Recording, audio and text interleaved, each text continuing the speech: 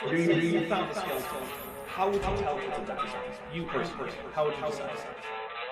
Well, interesting question. I don't know. I'd have to do some research on it.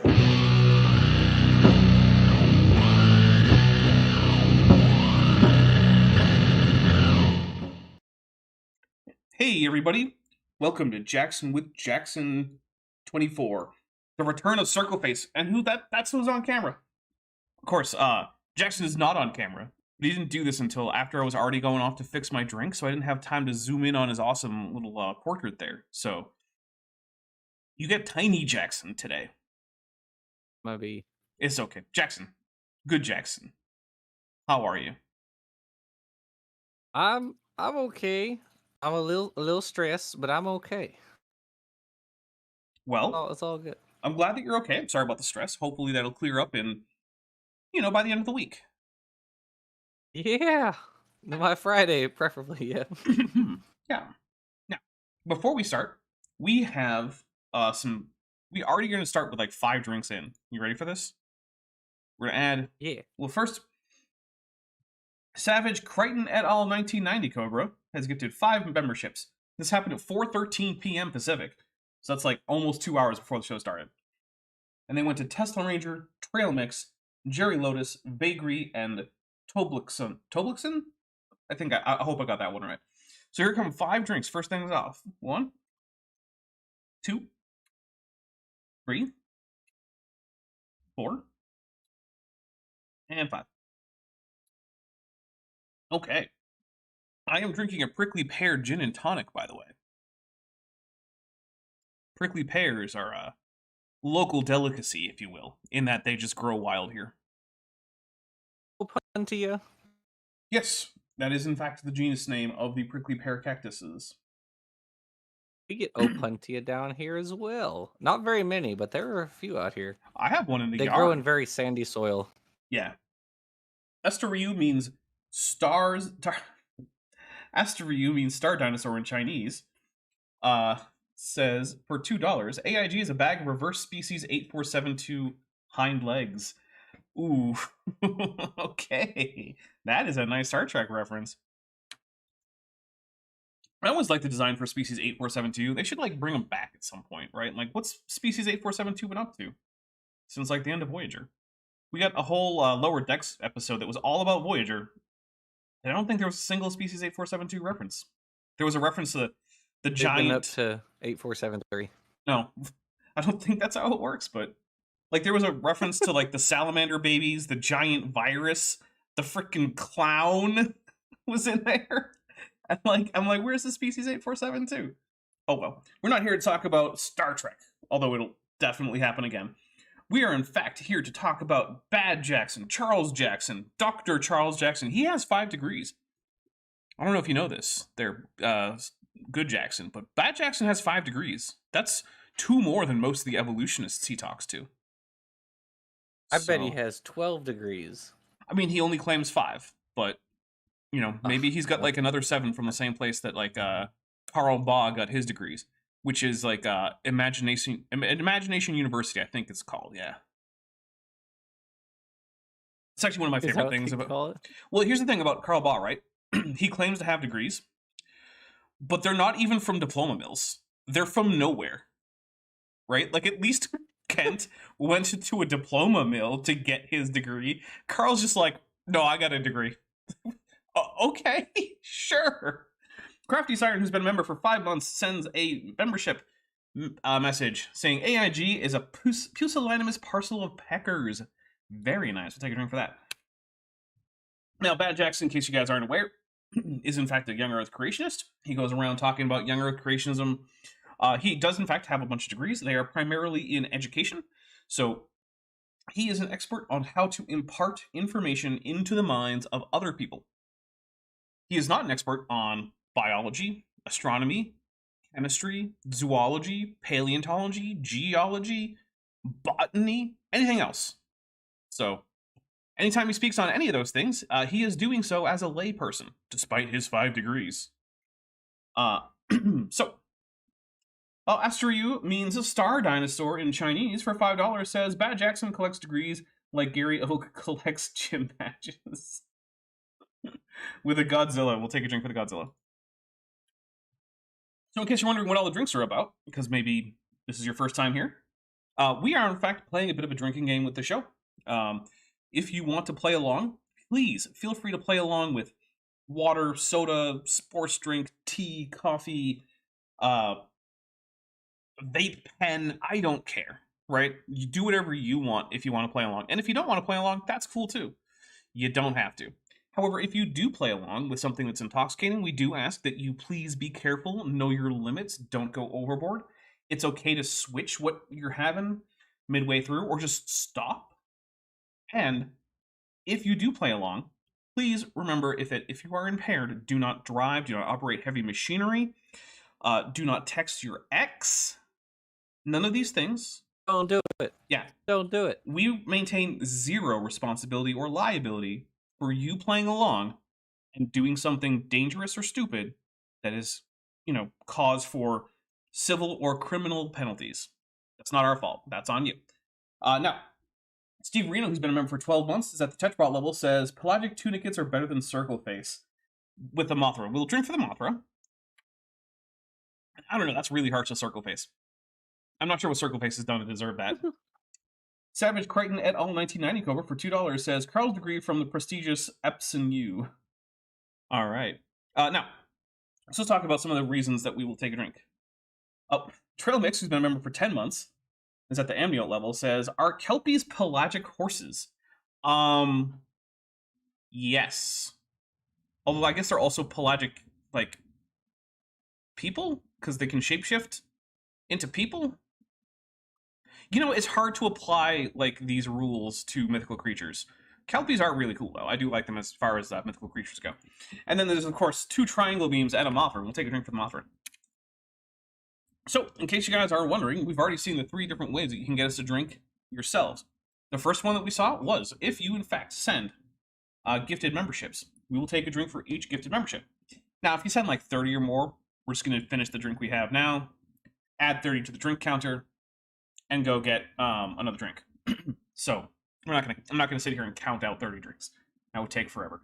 Although there was a time when 4 people in a row got 5 gifted 5 memberships each. So it was getting close to that. But yeah, we'll do that. If you send anything to indicate that AIG is a bag of dicks, which you do have to be a little careful about. You can't just type that in English and just hit enter and expect it to go through. YouTube will censor it. Then yeah, we'll take a drink for that too. We will also take a drink anytime anyone uses one of the special channel emojis representing a kaiju. That's Godzilla, Mothra, King Ghidorah. To do that, you do have to be a member. Memberships start at $1.99 a month. Feel free to check it out if you want to, or don't. It's up to you. It's not my money. Now, those are the ways you can get us a drink.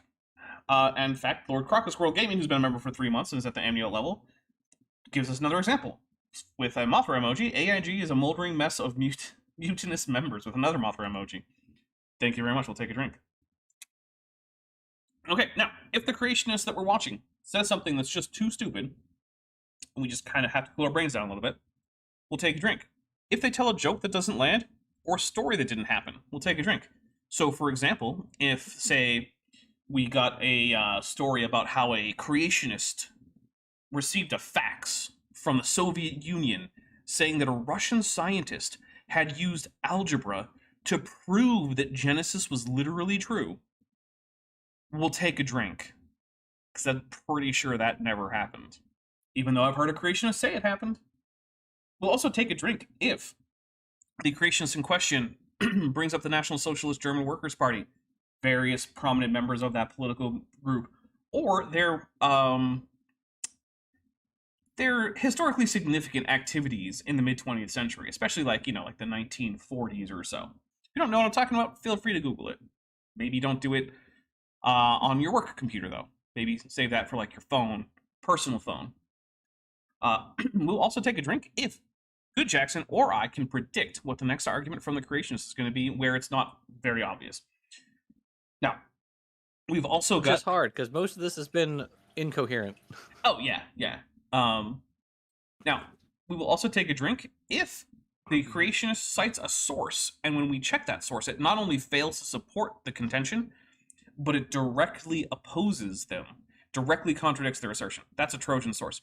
We also have ad hominem, which is any time that a creationist makes a claim about our knowledge of any wider group of animals than just the specimen Lucy, based on the specimen Lucy. So, for instance, if they say, like, well, we don't know if Australopithecus could walk upright because we don't have Lucy's feet. Well, guess what? We have other Australopithecus feet, so that's not a problem. That's just a made-up nonsense. So, yeah, that's ad hominem. That can only happen once, though. You can only get that once per stream. Because the reason is that once a creationist does it, they're usually going to continue doing it for like a whole paragraph at least. So it seemed a little bit extreme to take a drink every single time. And I think that is it. If I have forgotten any, I'm sure someone will yell at me and let me know. Or I'll just remember it as we go. Now, without further ado, this is Circleface. This is the guy interviewing Bad Jackson with his NPR voice. So, Jackson, unless you have anything else to add, we're going to get going with this. Let's rock. All right, here we go. Thank you so much for that answer. And it reminds me He'd asked a question earlier. It doesn't matter. of your presentation, What the Schools Teach. In that same talk, and you already mentioned this a little bit earlier in the interview, you referred to Haeckel's infamous fraudulent. Not fraudulent, but we'll talk about that in just a second. Trippy Liquids, who's been a member for 7 months, says AIG is a satchel of sad sausages. That is true, and we'll take a drink. So, Jackson, good Jackson, how do you feel about the use of the adjective fraudulent in regards to Haeckel's embryo drawings? Well, before I answer that, I have to say I forgot to mention earlier I'm having Pepsi as my drink for tonight. Ah, very nice, very nice. Any particular flavor or anything? It's just generic, or not generic, but is it original normal. Pepsi? Normal Pepsi. Okay. I can't say generic Pepsi Standard. because it's literally Standard. yeah, Pepsi is literally a brand name, so it can't be generic. Well, I think fraudulent is a mistake. To be very generous, it's a little bit of an oopsie. Mhm. It's a claim that creationists and intelligent design proponents love to make, but there's really no substantiation for it because fraudulent implies active intentional actively intentionally misleading people, and there's no evidence to substantiate that Haeckel was indeed actively intentionally misleading people with any of his reconstructions. Yeah, he definitely used methodology that would not be acceptable today. And that's fair, right? But yeah, there's no evidence that he was attempting to deceive people. In fact, even the paper that was published a few years back attempting to demonstrate that Haeckel was being fraudulent. Oh yeah, fraud rediscovered. Yeah. Yeah, it was later retracted with another paper called "Fraud Not Proven" or "Not Demonstrated," or something like that, right? And yeah, a lot of the points that were made in that paper were, it turns out, like, man, that wasn't really fair. Like when they showed, here's what the embryos really look like. That didn't take into account the fact that Haeckel had said, well, I oriented them all the same way. I set them to be the same size, like on the page, and I removed maternal material and yolk. Well, the authors of the Fraud Rediscovered paper didn't do any of that. So, of course, their embryo pictures didn't look like his. Cookies Right for $2 says you can only, or I can only drink for 2 more hours. AIG is a dag of Bix. Nice. I'll take a drink for that. So yeah, calling these fraudulent is I don't think it's fair. I'll say that. Yeah. The other one of the other claims of fraudulence that they made was at one point Haeckel had accidentally used the same cutout for 3 of the embryos, and that was in the first edition. But once this was pointed out to him by a reviewer, in the second edition he changed it. Imagine that. Yeah, it's like if you want to claim that it was trying to intentionally trick people, you have to wonder then why would he update his drawings when called out? You know, like that doesn't. I don't know. I don't normally meet people who are like trying to scam you. Who, when you say, "Oh, you're trying to scam me," they go, "Oh, shucks, you're right. Let me fix my what I'm doing. Like, no, that doesn't happen. Yeah, let me change this from a scam to an actual business proposition. Yeah, actually, No, it's like, no, come on, that doesn't happen. yeah, like actually, someone tried to scam me not that long ago. A few months ago, someone tried to get me to do some scam on the grounds that they were going to sponsor my channel to do like an ad for a video game. Ironically, it's a video game I really like, and I would absolutely have done the ad. Like, I really, really like that game. I think it's excellent, and I would absolutely shill for that game in a heartbeat. Yeah. But when I get like the email with the contract and whatnot, the contract is in a file that says like contract.pdf.exe, and I'm like, no. And surprisingly enough, that person didn't like try to make up a real contract or anything. They just stopped all contact, and then I reported them, and their account was banned. That's it. That's what happened. Bro. Yeah. Which means, hey, Gunfire Games, if you're watching, which you're probably not, but if you are, I would totally do an ad for your latest game. I really like it. Bits of Carl Baugh's English Teacher's Rage for $2 says, Dixie Enormous would be an exaggeration of AIG. Nice. Take a drink. Here we go. Embryo drawings.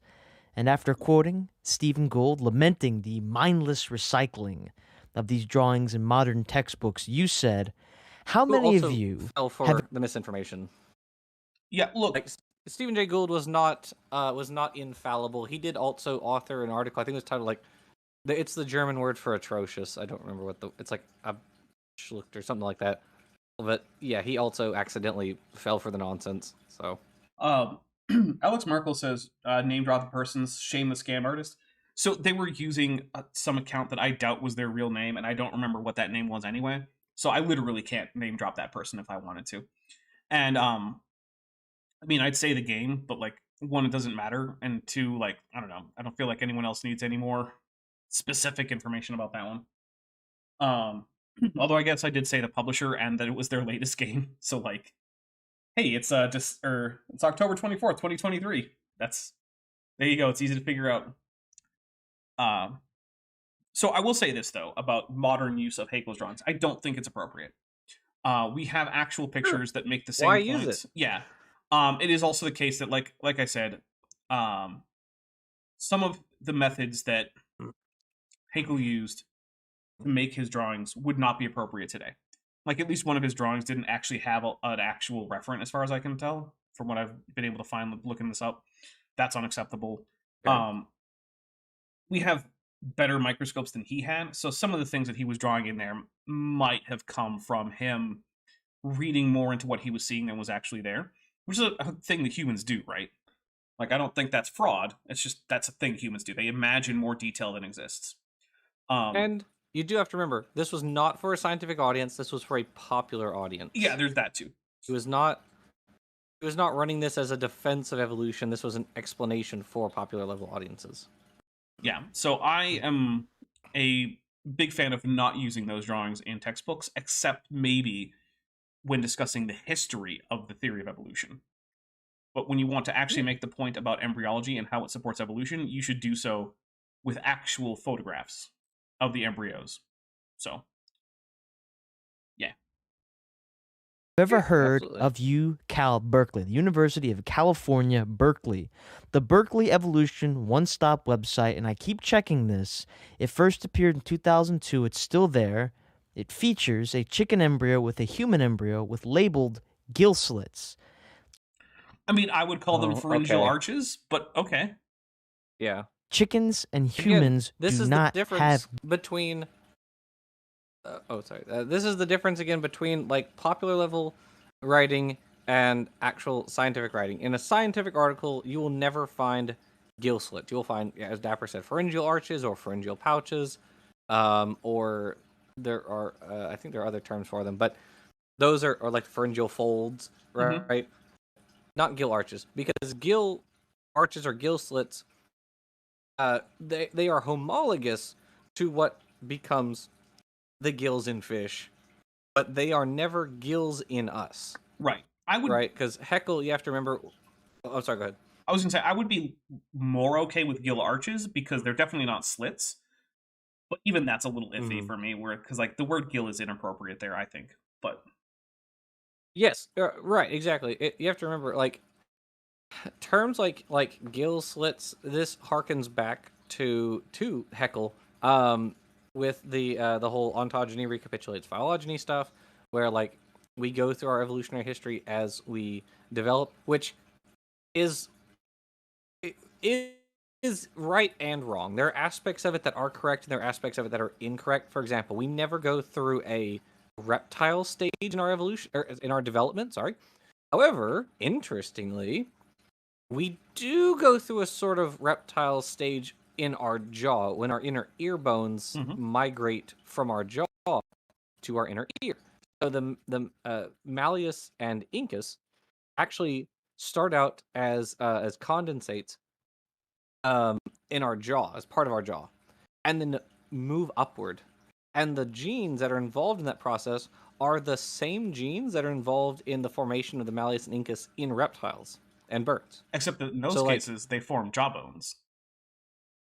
Right, except, yeah, right. They form jawbones. And so it's like, it's really interesting that this, which does in a sense recapitulate the real evolution of jawbones that occurred in like the Permian and Triassic, but the whole body does not undergo this. This is like a portion, just a part of our body. Flatfish, go through the really weird transformation where they're symmetric when they're born and then become asymmetric later. Yeah, which their also eye mirrors their evolution. migrates to one side of the head. They're like they started with eyes on either side of the head, and one migrates to the one side, which is just bizarre. And you can find fossil flatfish like Amphistium where the eye is halfway between the original position and the modern position. Weird. So, yeah. Suffice to say, probably shouldn't use gill slits. Yeah. Gill slits. And look, honestly, the embryologists at Berkeley, they know this. They know better. As a scientist, as a teacher, I am appalled. Here's the thing, though. The only thing to be appalled by is the somewhat silly word choice. The actual point being made is still accurate. This is still definitely evidence for the evolution of humans and chickens and like actinopterygene fish and teleosts and whatnot from a common ancestor. This is absolutely evidence for that. And what we have here is like, well, they don't actually turn into gills and they aren't slits. That's true. That is true. Does that negate the argument in any way? Nope. Not even a little bit. I am professionally mortified by this stuff. Too bad it wasn't literally mortified. These guys know better. Dr. Jackson, I'm wondering, can you tell us, what do you have to say to the professors who are knowingly or unknowingly teaching false information to students? That's not what's happening. I'm taking a drink for that. Here's the thing. Using a bad word choice to get across a valid point isn't teaching a falsehood. It's teaching a true thing, but doing it kind of badly. That's it. Those are not the same thing. And you don't need to know the absolute technical details in every single class. In some classes, like, your teacher can take pedagogical license and explain it to you in a way that may not be 100% accurate, but gets the idea across sufficiently. And that's fine. Everyone knows that's fine, right? Like, yeah, especially no one's arguing against that. There are certain things that, like, the basic idea is important for people studying this thing, even at low levels, to understand. But, like, we all know that until you get to, like, at least undergraduate level, most students are not prepared for all of the technical details of, like, complex fields. And so we dumb things down. That's why there's that meme, right? Like, you learn in early in school, right? Like, oh, hey, here is the reason for this war. Then you get to high school and it's like, well, okay, it's a little bit more complicated than that. Here are some other factors that affected the reason that these two countries went to war. Right. Then you get to college and they're like, boy, buckle in, because all of that was kind of wrong. And it's like, but were they lying to you early? No, they weren't. They were just vastly simplifying things, because when you're like, well, you're not ready for all the details about why it is that, I don't know, the assassination of one like Austro-Hungarian prince can lead to people in like Nepal hanging out in like the trenches of France with their kukris. Because that doesn't seem like it connects very well. Kerry Bronson, Yeah, who's been a member for 30 months and is at the amnio level, says AIG is the bag used to store a pound of bratwurst, which the owners forgot about for a month past the sell-by date. Oof, gross. Take a drink. in biology, yeah, like we do the simplifying thing all the time. Like if you're talking about mitosis, which you can explain in very simple terms, and if you say like, oh, well, during, you know, prophase or yeah, prophase, like prometaphase, really, um, the chromosomes move to the metaphase plate. Like, well, technically that's wrong. They're not moving on their own. They're being pushed by the spindle fibers from the centrosomes to the metaphase plate. And it's like, look, you don't need to explain all that. Like, Yeah. that's not necessary. You can just say they move from one place to another. It's fine. It's fine. No one cares. Mm-hmm. All right, here we go. Well, like I said, the ones that are unknowingly teaching false information, if you go back far enough, somebody taught somebody, taught somebody, taught somebody, and that teacher did know. No, That is not what happens. that is, yeah. I'm taking a drink. There's this thing that people do who are professionals in a field, which is called keeping up with the literature. And yeah, your professors are doing that. The reason these professors are doing this is not because they were misled by their own professors. It's because they know what they're doing, and they're choosing to use simple terms. I think inappropriately simple, but they don't have to agree with me. By the way, we are about almost a half an hour in, and I am noticing that while I have 75 people watching, I only have 31 likes, which unfortunately means that I like less than half of you, half as well as you deserve. So let's get those likes in here. You don't want to get Bilbo'd again. Oh wait, I forgot. One of our sometimes drink triggers is when Jackson breaks, take a drink, and those were some chuckles.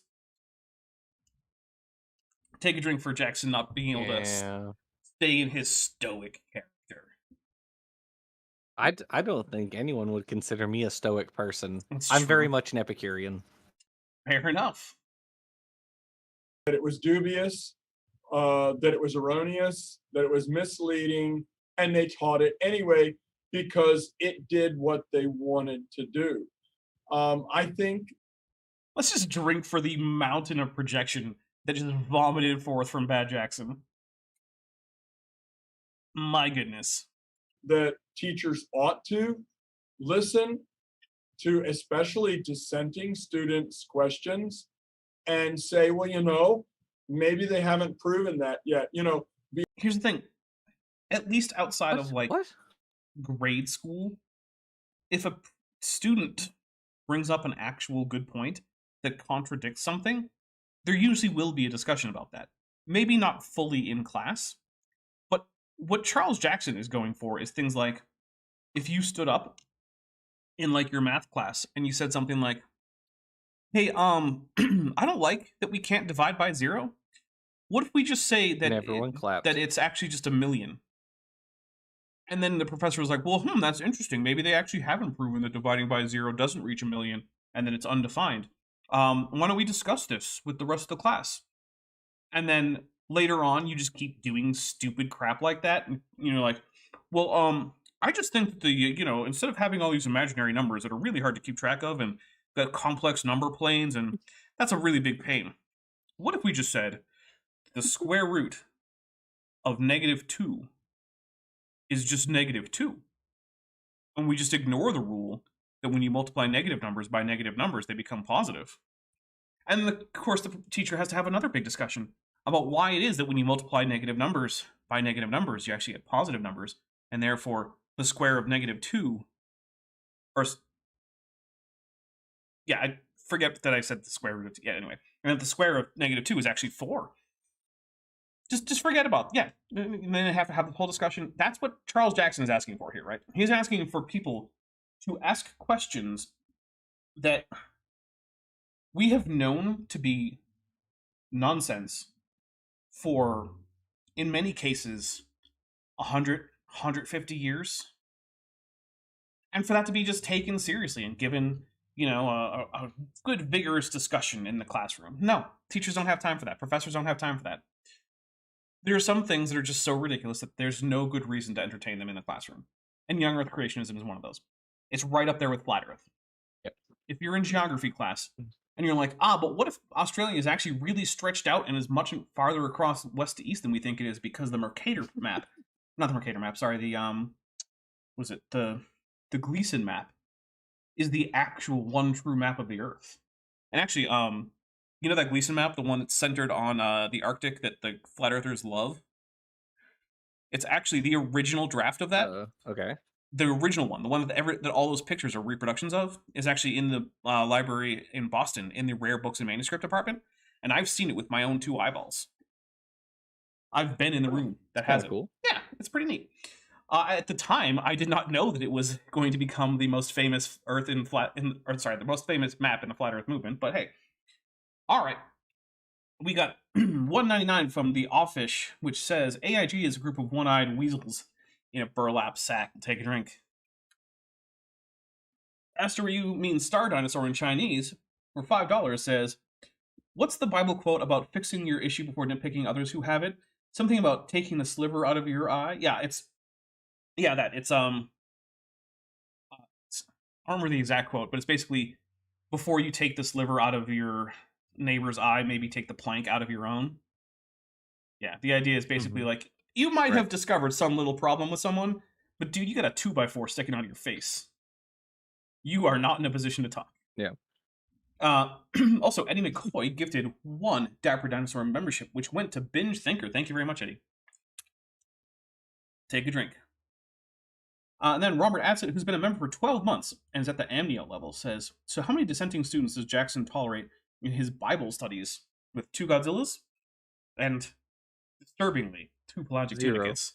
I like to think that Godzilla just destroys pelagic tunicates in his wake as he swims through the universe, and we'll take a drink for the Godzilla. So it's probably not 0. Like, I'm sure that Charles Jackson would probably have some time for some dissent in most of his classes. Maybe I'm just being charitable. Oh, I thought you meant mine. Oh! I, Jackson, would have 0 dissenters in my Bible class. 0. I'd take out the heretics. I see. Do you teach any Bible classes? Not yet, but when I do, the heretics will be gone. That I can tell you. All right. What's your least favorite heresy? My least favorite heresy? Yeah, what's the heresy that really gets to you? Is it like monophysitism? Like what do you got? Yeah, that one. Monophysitism? All right, there you go. Jackson absolutely hates monophysites. There you go. What about meophysitism? I'm a big fan of the monads. Okay. I like monads. I don't know what they are, but I like them. Good, Jackson. Could you name another historically considered heretical position in Christian theology? You said name another. I don't think I could name one. Well, I already gave you one. Monophysitism. Yeah. Okay. Let's hit play. Exactly. Be able to admit that, but they ought to do some deeper soul searching and mind searching. How do we really know this? Like, in some cases, actual literal physical mountains of evidence. And I mean that. I mean literally an actual mountain that you could go climb worth of evidence. It's an actual mountain. Gestures at the chalk mountains. Yeah, basically. I mean, fossils, embryology, genetics, observed evolution in real time, experiment. Like, just so many different ways. How do I know that this is the way it is? There was a professor at Tulane University who did a testimony on James D. Kennedy's TV show where he talked about how a student asked him an honest question and he couldn't answer the student she came to his office, and he had a long discussion with her. Wait. I know this story. Oh, I know this story. This is the stupid parasitologist. Oh, I've seen the video on him like 10 different times. It circulates every few years. I cannot remember the dude's name. He's passed now. But he was a parasitologist, and he had a student who asked him a question about like how many mutations it would take for like a cow to turn into a whale or something like that. And he was like, "Oh, I did the calculation, and it was just impossible." It's like, what? You're a parasitologist. What are you talking about? You don't know anything about population genetics or fossils or what? Yeah, that's a weird point. If that's what this is, we'll take a drink. Heather Kuhn also says I'm 95% sure. Arianism, Manichaeism. Now, I would accept Arianism as an answer, but I would say that Manichaeism is more of a syncretistic competing religion than it is a different theology within Christianity. While Manichaeism did include Jesus, it also included a lot of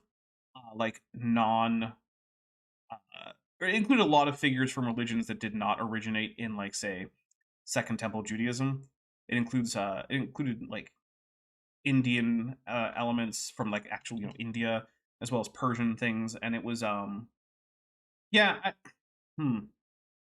generally categorize it as a competing religion rather than as a formal Christian heresy. And for another thing, it was never actually declared as a heresy in any like council or anything. So there is that too. Although I guess there were also things like the Donatist controversy. You'll get people who would argue that Donatism was a heresy. So I don't know. Yeah. I mean, look, it's like all things back in history, right? It's complicated, and our little boxes that we like to shove things into, things don't always fit into them. So Manichaeism is perhaps one of those areas. Jackson, what do you have to say about Manichae and the religion that he allegedly founded, Manichaeism? Endorsed for president. Okay, yeah, Manichae for president. Manichae's 2024.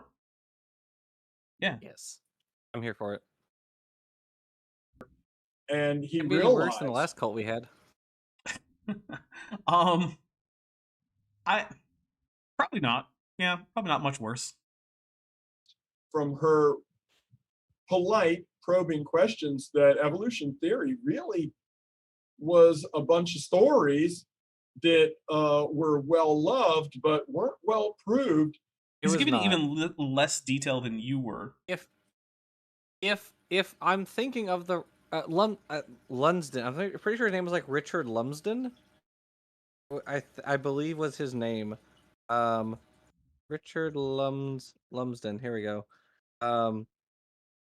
I'm like, not that guy. No, not this guy. The parasitologist. We'll pick it up more with I'm this. pretty sure that was his name. Anyway, the point is, the question she asked, if the documentary quote of her interaction with him is accurate, like it's the silliest questions. Asking like how many mutations would it take to transform a cow into a whale is just nonsensical. Yeah. And obviously has nothing to do with the evidence we actually have that whales are descended from artiodactyls, and like that wasn't discussed at all in the video. So it's just like it furthers the point that this guy's a parasitologist, and I don't think he's the person to ask about these questions because that's just not his field. So, also, Estoryu Estoryu means star dinosaur in Chinese for $5 says, I'm going to be honest, I thought you were saying Manichae and not Manichae, and went, wait, there's a religious controversy over the fire emblem? Facepalm. Also, it was pointed out to me by Wayne Rossi that it is in fact Mani and not Manichae. Yeah, and I was definitely wrong about that. My bad on that one. Look, I don't know all the things. I make mistakes. Feel free to call me out. I mean, right. Yes, it was him, Richard Lumsden. Good. Yeah, from Tulane. Good. All right, here we go. And he ended up rejecting evolution, and then later was, well, then what is the truth? Later accepted Christ. Is that actually true to your knowledge there, Jackson? In the video, he said, like word for word, he said, and I said to her, "Oh my God!" And it was not in vain; it was in recognition. And like it was like almost word for word. Like he became a Christian in that exact moment, which like every part of this story is sus. It makes no sense. Well, how about Again, like this? not the guy to be asking. It would be one of the first instances I've ever encountered of someone claiming to have been converted out of believing in evolution and into some kind of creationism, and then becoming as a result of evidence from science, and then becoming a Christian of some stripe. Which means I would be fascinated to learn more about this. You should send me links and like maybe his video, because that would be very interesting. Do you know if he's alive still? No, like I said, he passed. He passed like a Oh, few years ago, if I remember correctly. that's too bad because I would have liked to But contact yeah, him. I can. Yeah, do that Yeah, afterwards he's. though. Yeah. Okay. Yeah, that would be an interesting, because here's one of the things I say this a lot, right? Like you pretty much never hear about someone doing that, right? Where they're like, oh, I guess the evidence is just stacked against evolution and the old age of the Earth, and I guess the Earth is 6 to 10,000 years old, and evolution is nonsense. Yeah, he. And Oh then shoot! and then finding Was out that way- like there were he died in Christians. '97. Oh wow, yeah, that's a while ago. And then after coming to that conclusion, then they notice, oh hey, I guess Christians were teaching this all along, and then they convert to Christianity. Like you basically don't see that. And so if this is an actual example of that, or at least a claimed one, it would be an interesting thing to look into. So I would, because I've numerous times like said, hey, if you have a counterexample, let me know, because yeah, I would find that fascinating. So anyway, here we go. It was one whole Jackson ago. Became a creation scientist, became a creationist first, and then realized, well, who is the creator? And so just soul searching about it. Is what I'm teaching really worth teaching? Jackson, you teach people about evolution. Is what you teach worth teaching? I think so. All I mean, right. Even though it's plants and no one cares about plants. very true. But I mean, Sad. I was just looking at a paper a little while ago that mentioned how, um, doctors use phylogenies of pathogens all the time. I mean, look at how many phylogenies came out of the COVID pandemic.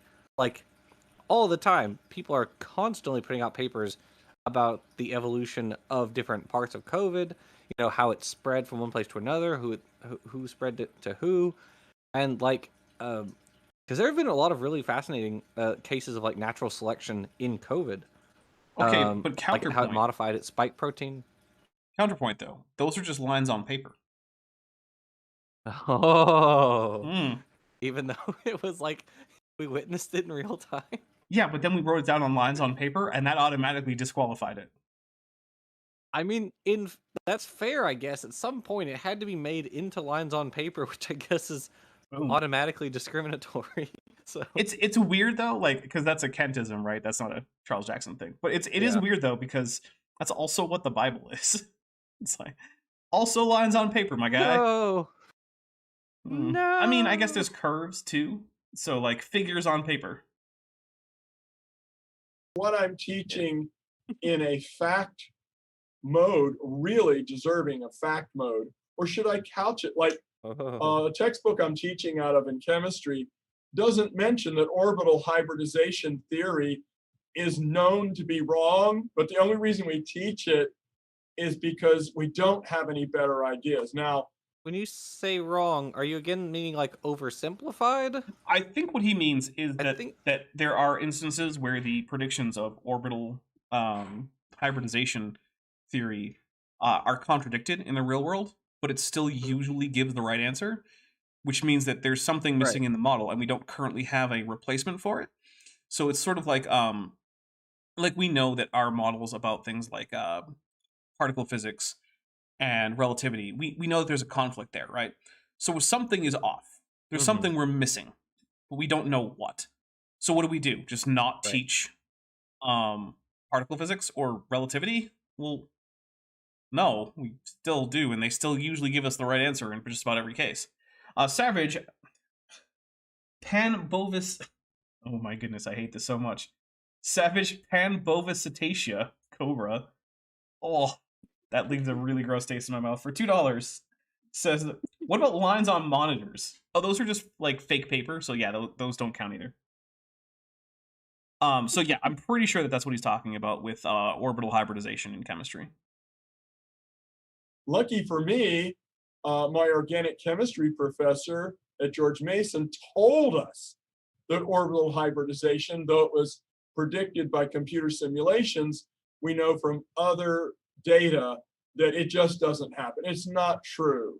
And he admitted, if you find out what's really happening with these electrons when they bond with, cause the bonds between atoms, you'll win a Nobel Prize, because we're going with this pitiful thing we know doesn't really work, but it's like putting a stopper in, it's sandbags trying to hold back the flood. What we really need is a dike, to hold back the flood.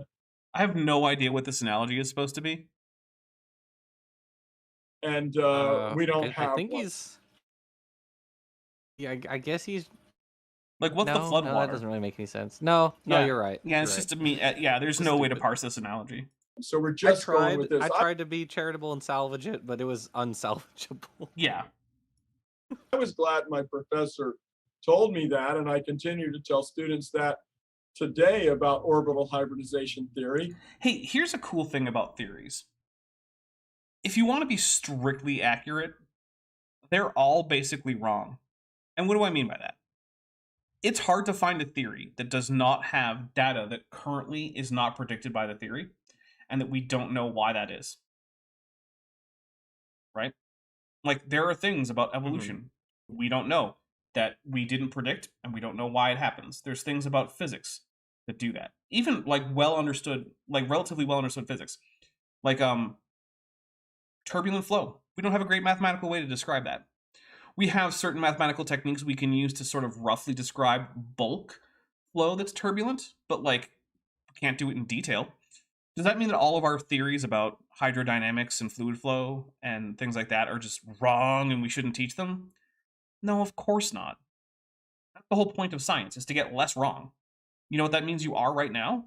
In some ways, you're wrong, and that's okay. But what that doesn't give you license to do then is to say the things that we know are more wrong, maybe they're not more wrong. Maybe they're actually less wrong, even though we've already gotten in the evidence saying they're more wrong. It is more wrong to say that the Earth is 6,000 years old than it is to say that it is about 4.5 billion years old. Now, do we know the actual date of the age of the Earth with 100% certitude, with no anomalies, and with like no error bar? No. No, we don't. But we know that 6,000 years is way outside the realm of possibility, and that 4.5 or so billion years is pretty close. So, Arachamian for $20 says,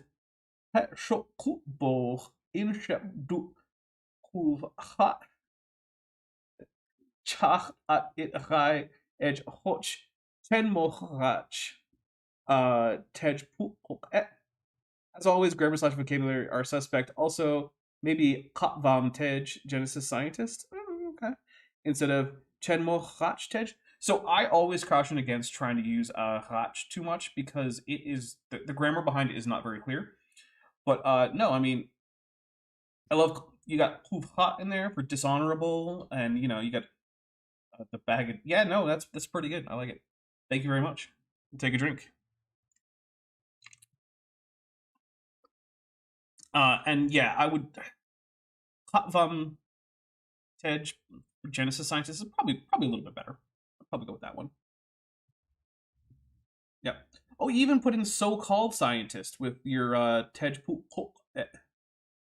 so-called scientists. Sorry, you did put the explicit plural in there. It's always nice to see someone using the so-called suffix on things, because this is one of those subtle little digs. And you can just insert there with just that one little syllable that just attaches to the noun in Klingon, and I like that. If you go through some of my thumbnails, I'm pretty sure I use that suffix a few times to talk about people. I think it's kind of fun for them to hear, that scientists have got this, they're using it. It does accurately go along with the behavior. Oh, hey, I was right. It actually does work to predict future data, but we know that there are problems. I'll just take a drink for that one. Matthew Farrell says, is that Klingon? It was indeed Klingon. Yeah.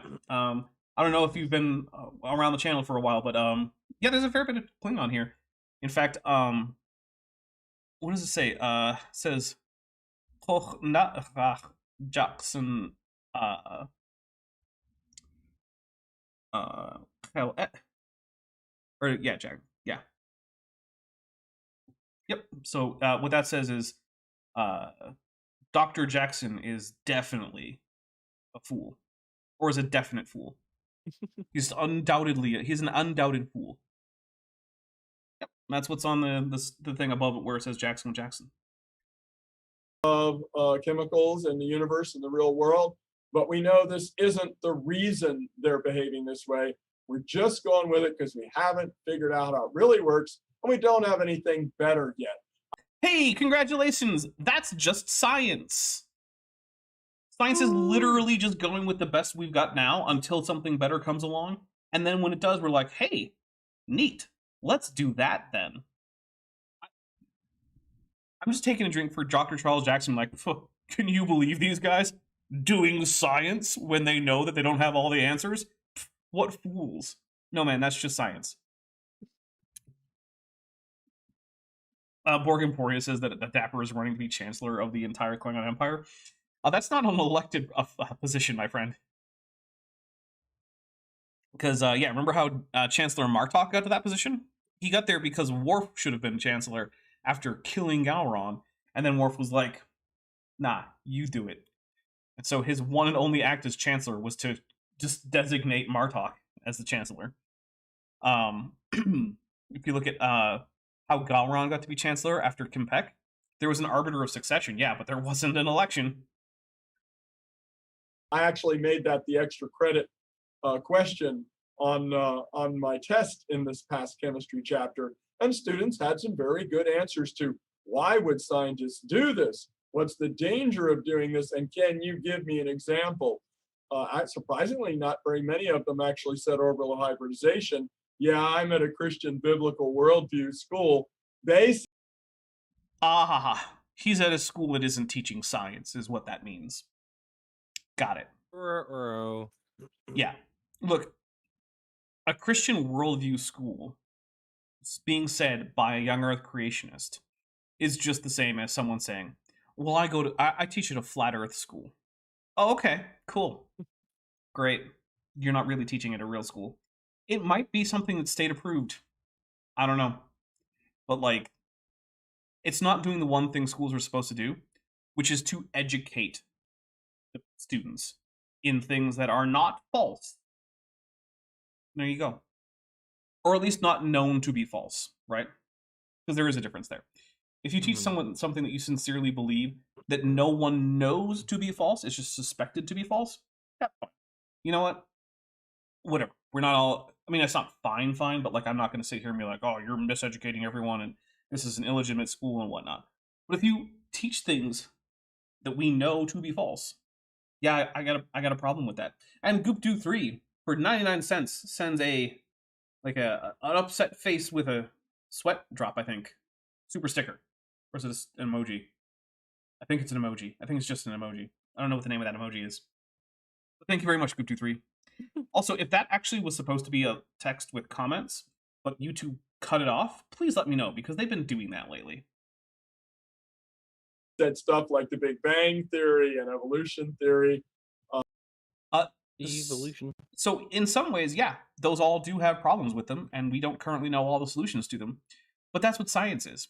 And we know that whatever the solution is, it's going to have to incorporate all the things we already know about evolution and the Big Bang, right? Like the solution to the crisis in cosmology, which is currently that different methods of measuring the age of the universe seem to give different answers as to how old the universe is, and therefore how long ago the Big Bang happened. The solution to that crisis is very unlikely to be, well, the universe just didn't start in a state of very high density and very small space. Like, that's just not what happened. Yeah, that's probably not going to be the answer to that question. And some of them didn't give an actual example, so they didn't get the full extra credit. But I am teaching them to look at these kind of things, and not just at critiquing ideas that aren't a biblical worldview, but to critique the biblical worldview too. But are you? I'm going to press X to doubt, but technically that doesn't count as a drink trigger. You know, the Bible, and I always tell students this, is the only book of faith that commands you to question it. Is it? Is it because Is it? the He's read Quran, all of them? the Quran is full of challenges for non-believers who don't believe in the Quran to try to figure out if the Quran is true or real or whatnot. Right? And that's just the first one that comes to mind is the Quran. Like I mean I haven't read it as much as the Bible, but I've read it a few times and it's chock full of things like if ye disbelieve, then prescription for how you can check to see. So yeah, I'm gonna this. You know what? I'm gonna say that this is counts as a story that didn't happen because yeah, the Bible isn't the only one. And to question your faith. Test me, try me, prove me. Taste Also- and see if the Lord is not good.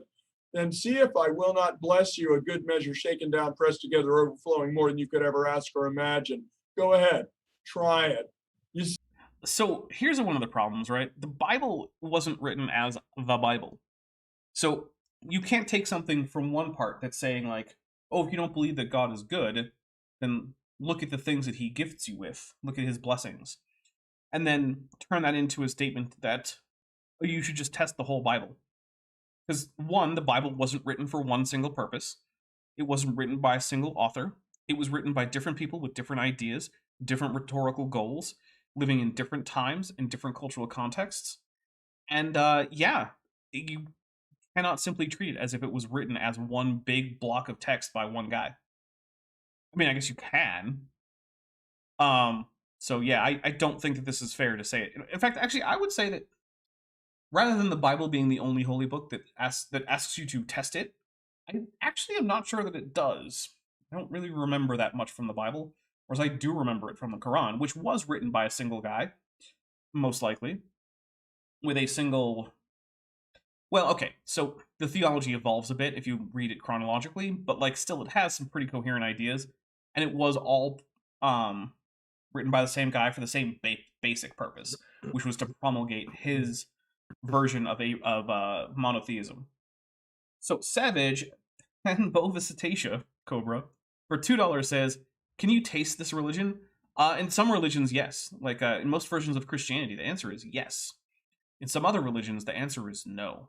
Like for instance, I recommend that you not taste Zoroastrianism because most of it is just a fire. Don't taste that. That will hurt.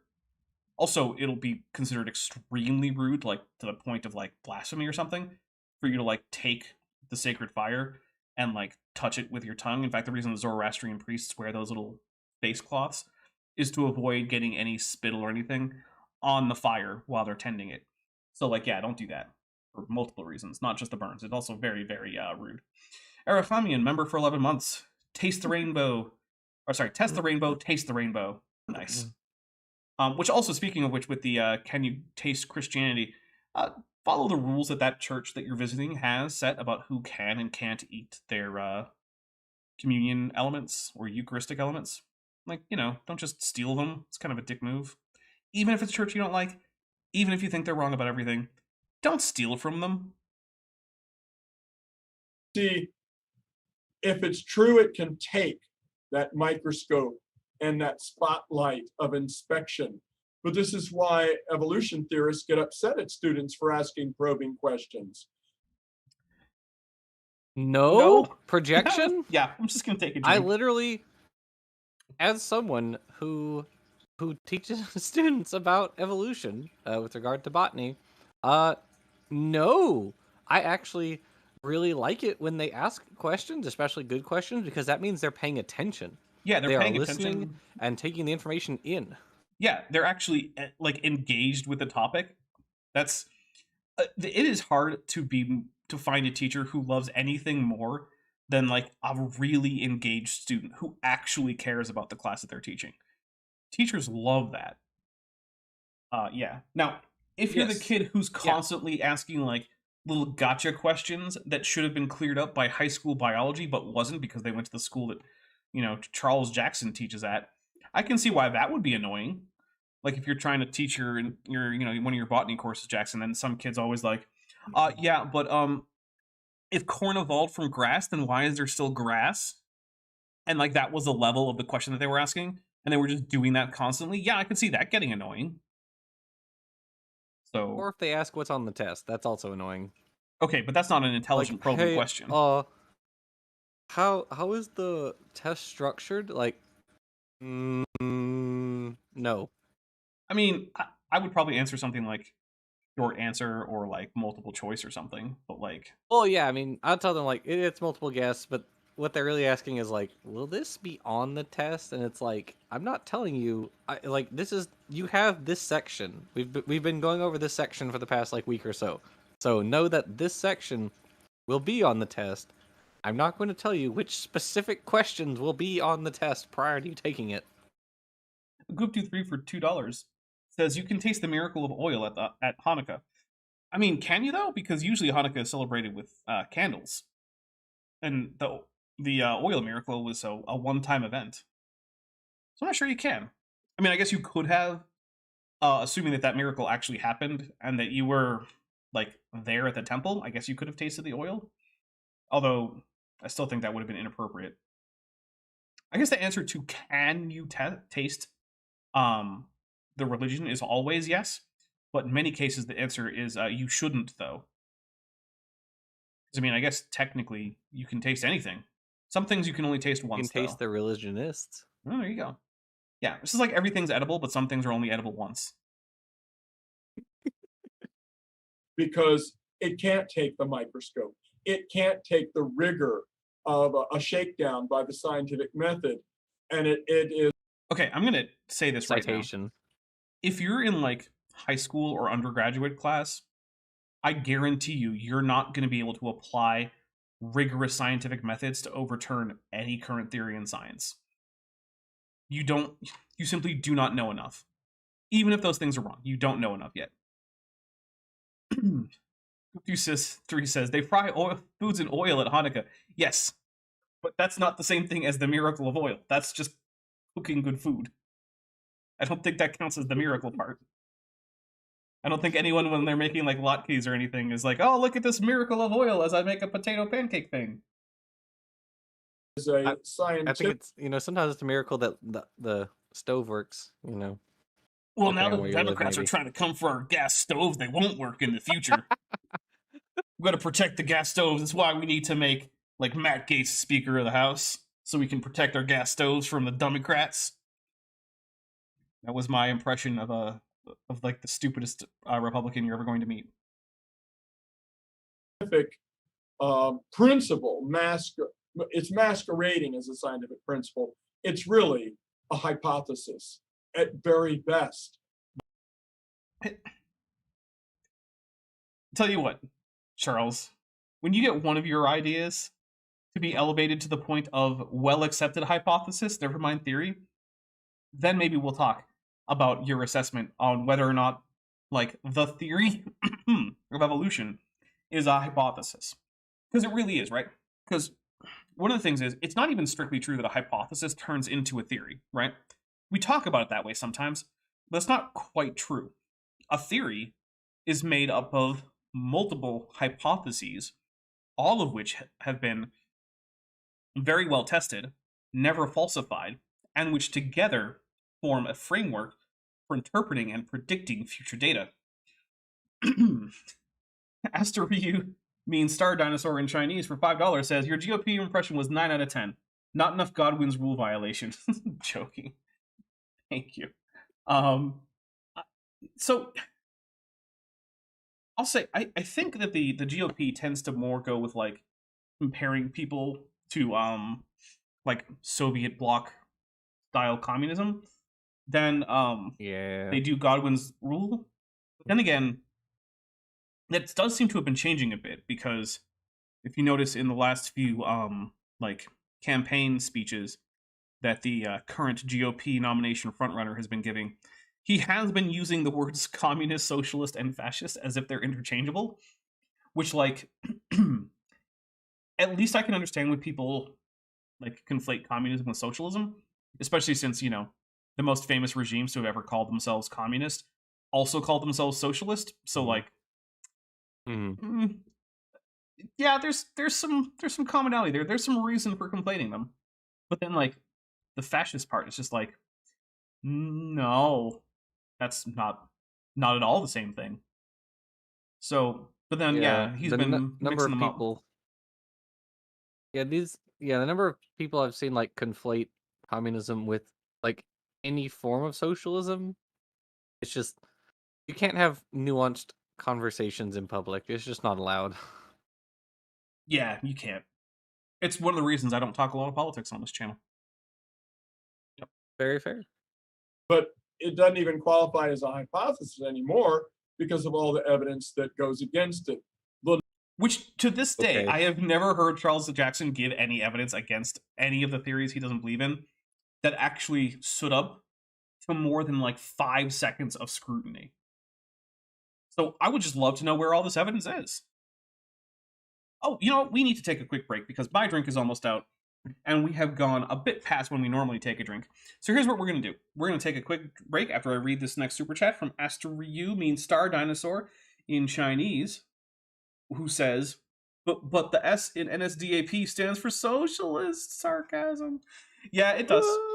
It does. That is because when they were talking to the workers that, the A stands for, because I don't remember what the word is, but I know that the A stands for the word for workers in German. They were really emphasizing things like their healthcare plans and their infrastructure improvements, which, to be fair, they did do some impressive infrastructure improvements. That is true. I don't think it makes up for anything. It doesn't negate any of the horribleness. But I guess they didn't lie about building new roads. They built the Autobahn. But anyway, they were emphasizing these things like, oh yeah, we're gonna make sure that we're protecting, good German jobs, and we're gonna give you guys this government healthcare system, and we're gonna, make the trains run on time, and we're gonna get bigger, faster roads. And then when they were talking to business owners, right, they talked a lot about the national part, like, hey, we're going to introduce all these protectionist top policies, which they also did. And we're going to make sure that, like, non-German companies can't, like, worm their way into these German industries and take over and replace our good, homegrown, well-engineered German products with shoddy French products or Italian products or something. So, yeah, it was basically just, like, a clever ruse to make sure that both the... I guess it's fair to say at this time, at least the capitalist class and the working class were like both on board, even though they were doing very different things than either of them ultimately wanted. Perhaps less so with the capitalist class. Although they also weren't being very capitalistic, they were really being more protectionist, which is not the same thing. But anyway, we're going to take that break. So, here we go. We're going to go on in an intermission. You guys can listen to the wonderful musical stylings of Beethoven, and then we will be back.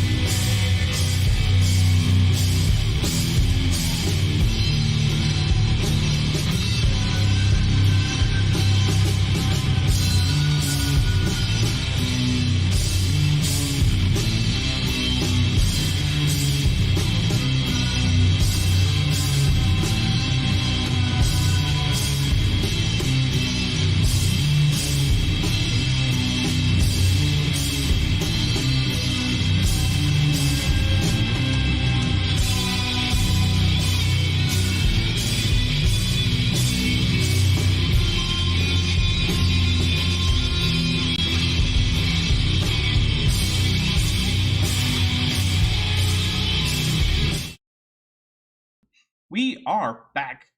Welcome back to my guest here. Or, well, co-host is the accurate thing. You're not a guest. You're a co-host on this show. There, Good Jackson. I co-guessed. Well, no, because I can't be a guest because it's my channel. That makes you a co-host. I have taken over the Dapper Dinosaur. I am become the Dapper Dinosaur, eater of creationists. All right, guys. Before we get right back into this, I do want to say a few quick things. Basically, I want to point out that this channel is it's almost entirely supported directly through the generosity of my viewers. Without things like the people who gift memberships, do super chats, pledge on the Patreon, join the memberships without it being gifted, this channel just wouldn't exist, or at least it wouldn't exist in the way it does now. You might be getting like a video every other week, probably not really very many live streams. We definitely would not have a cool Discord server where just the supporters come and hang out. So yeah, if you are someone who is enjoying the channel and you are not currently supporting, but you're interested, we have a number of ways to help make that easy for you. In the description, you will find a link to my Patreon, which starts as low as $1 a month or less than $11 for a year, because you can get a 12% discount if you go annually. If you're generous, that goes all the way up to $100 a month if you wanted to. Or I guess technically you can even go over that, but like, I'm not going to tell you not to, but like, I don't see why you would. That's a lot of money.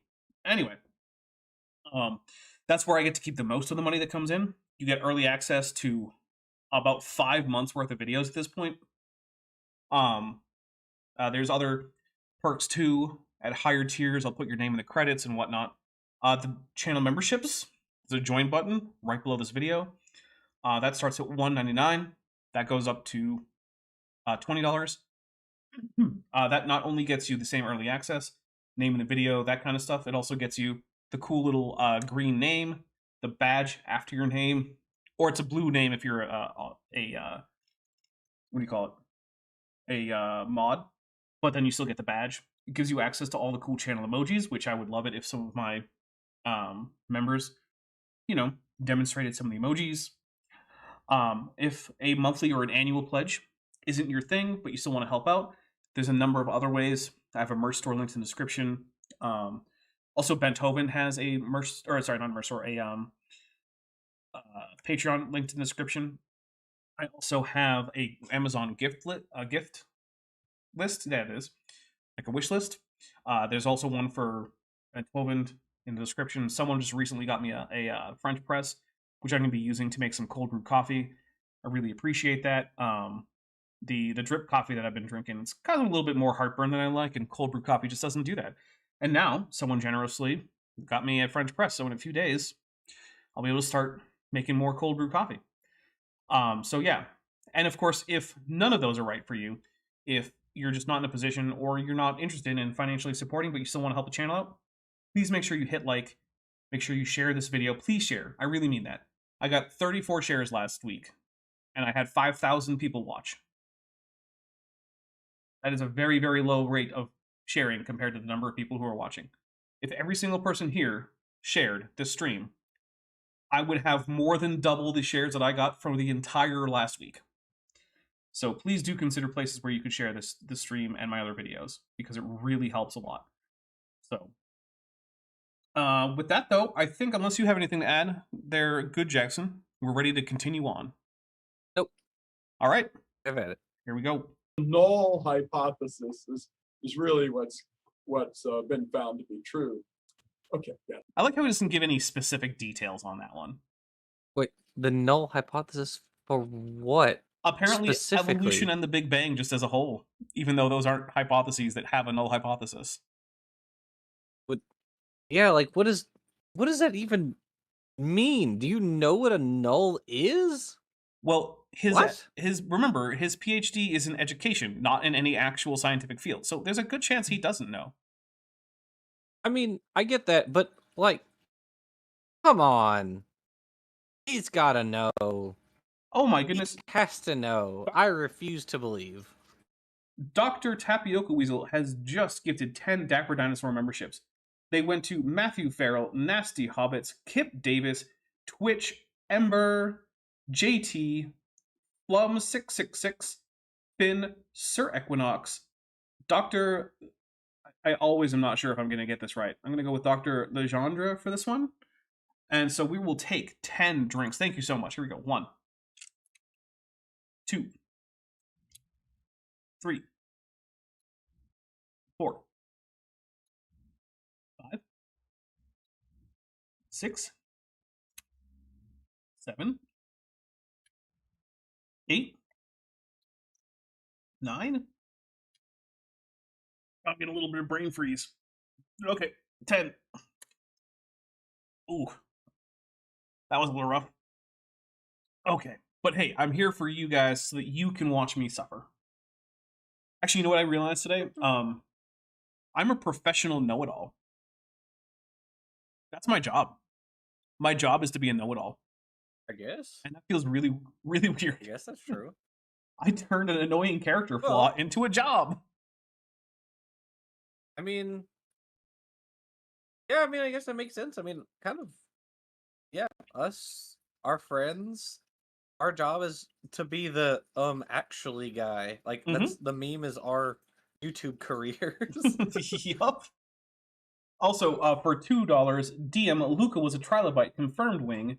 Says the universe is null. Actually, in some ways, that might actually be true. So, Okay, here we go. No, that was fantastic, and what you said actually reminds. I'm sorry, he's just got such an NPR voice right now. It's way stronger than normal, I think. That's such a good point, Dr. Jackson. In other news, Ebola is ravaging sub-Saharan Africa, killing hundreds of thousands.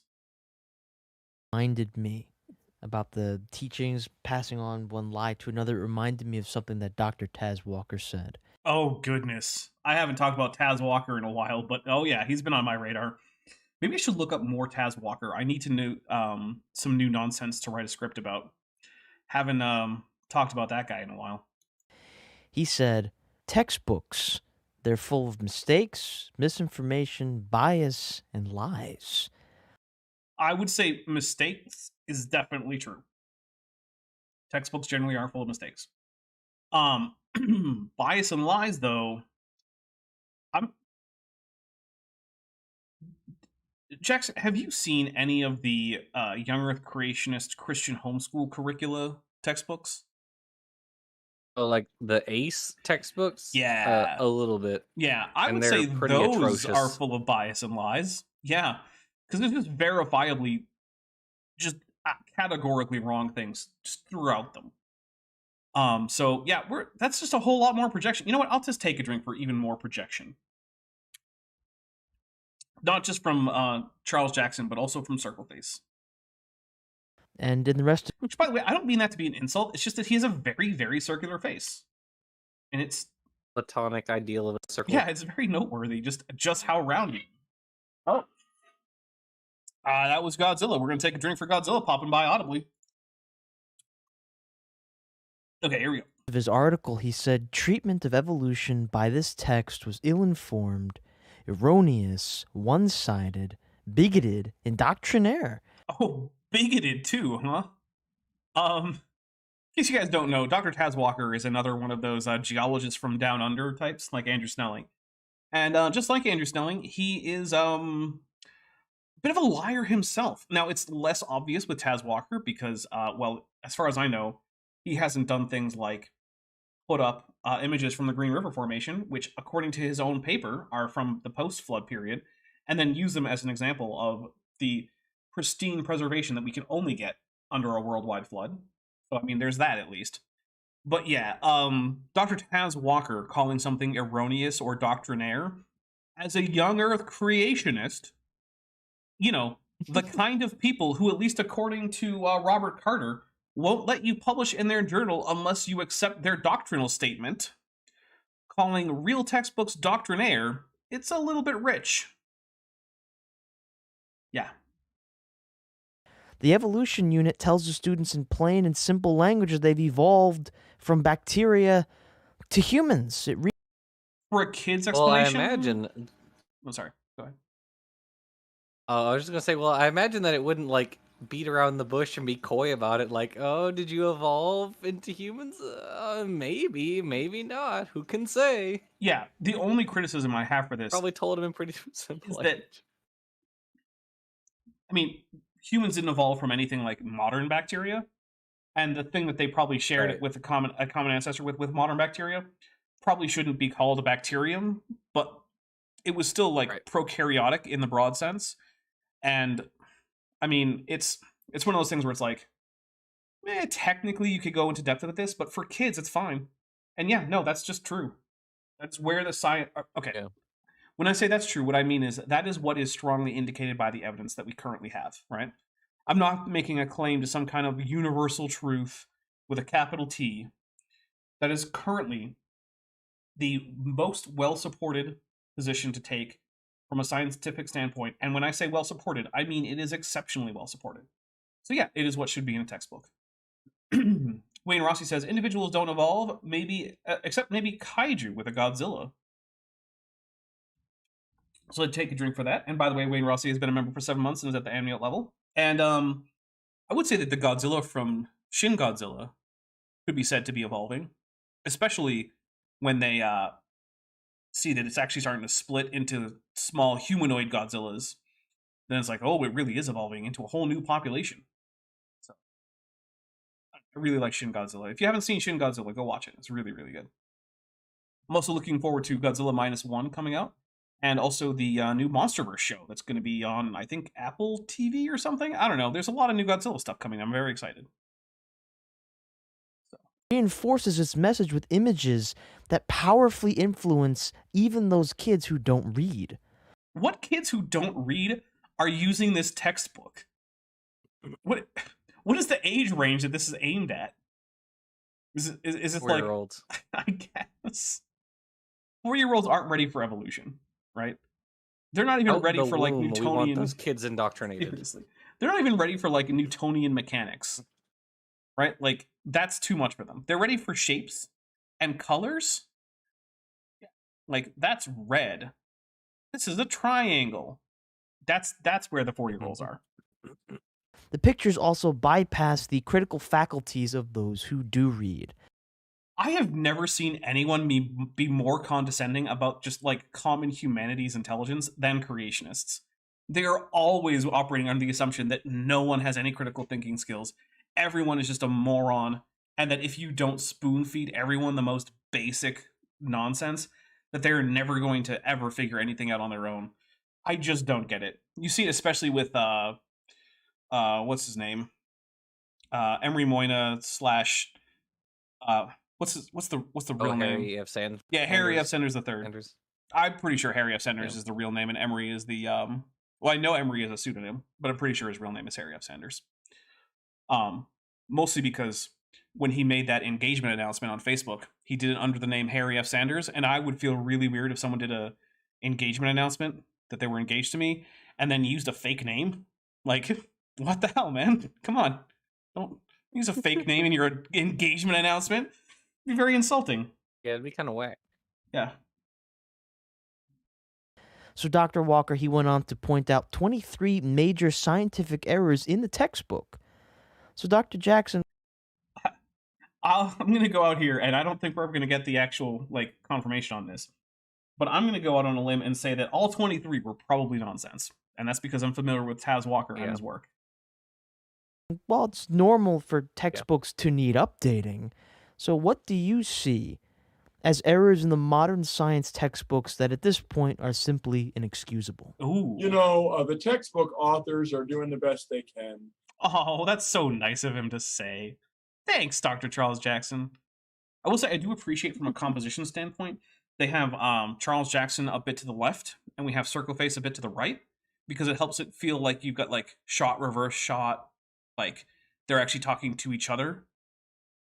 So from a filmmaking standpoint, I appreciate that.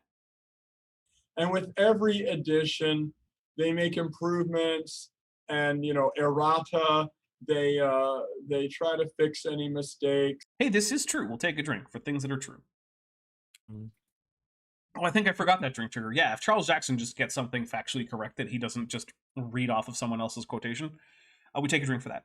Savage, Panbovicetacea cobra. I still hate that word. That's way worse than what is it? Cetariodactyla. Yeah, oh goodness. Those are both bad, but Panbovicetacea is... for $5 says, remember the fact that animals die when you remove all their blood requires divine revelation to discover.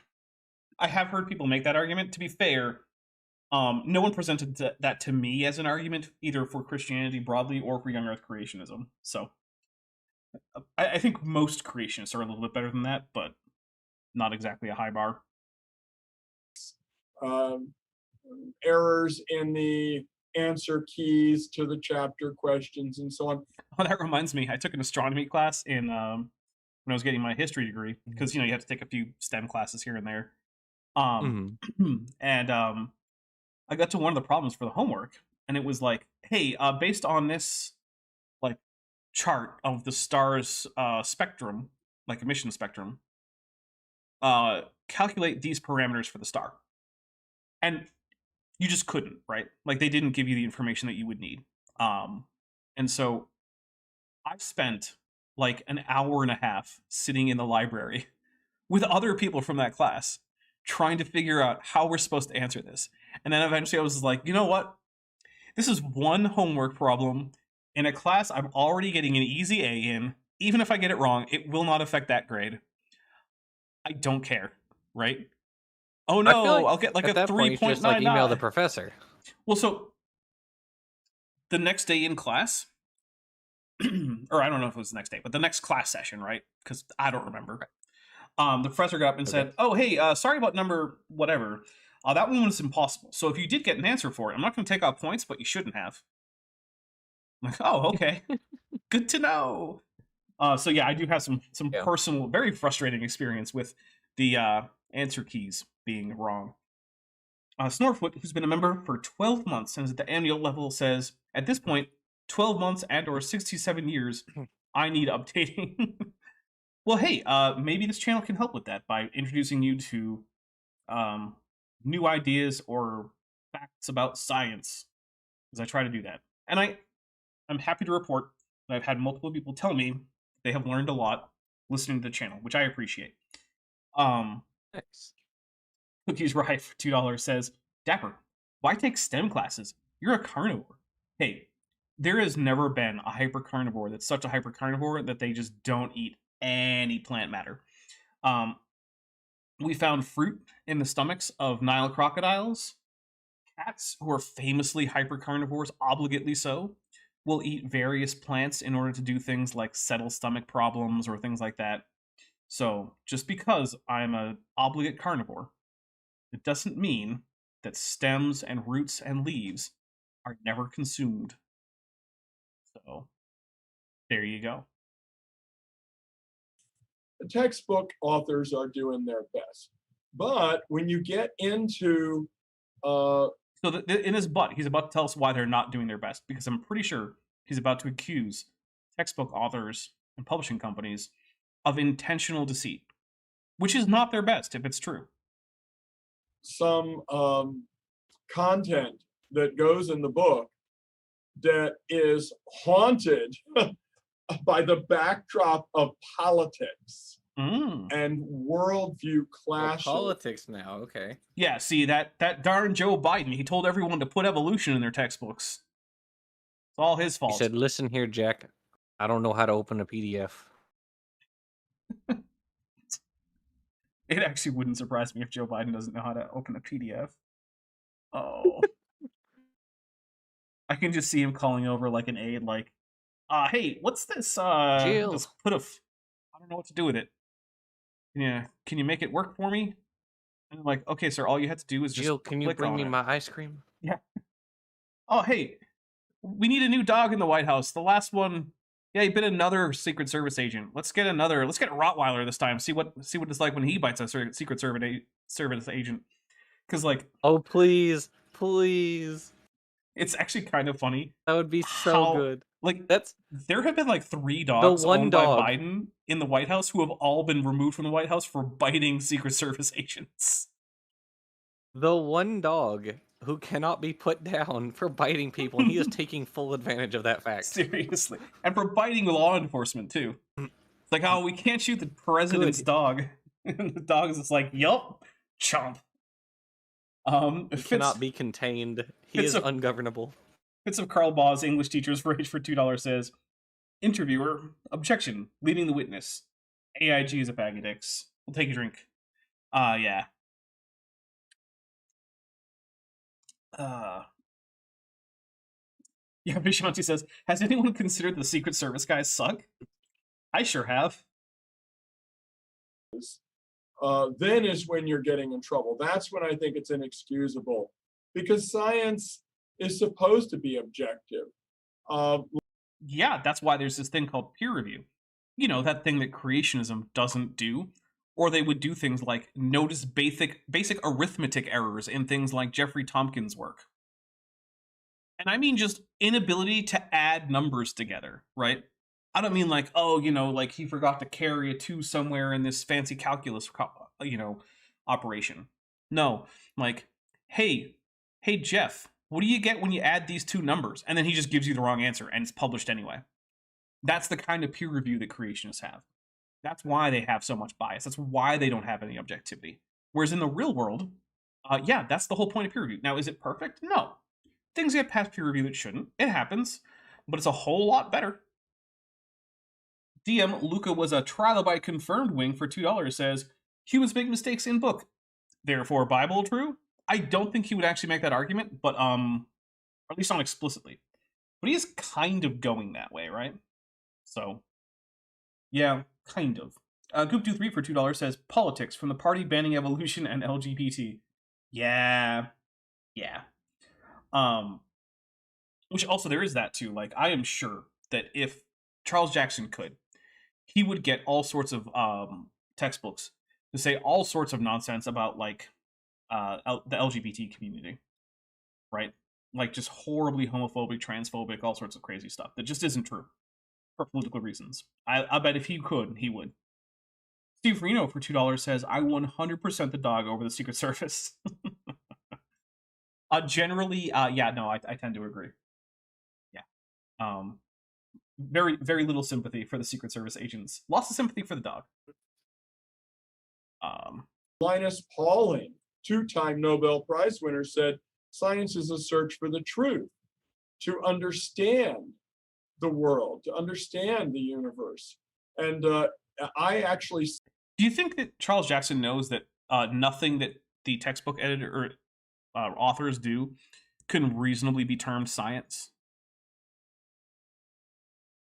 At least in their capacity as textbook authors.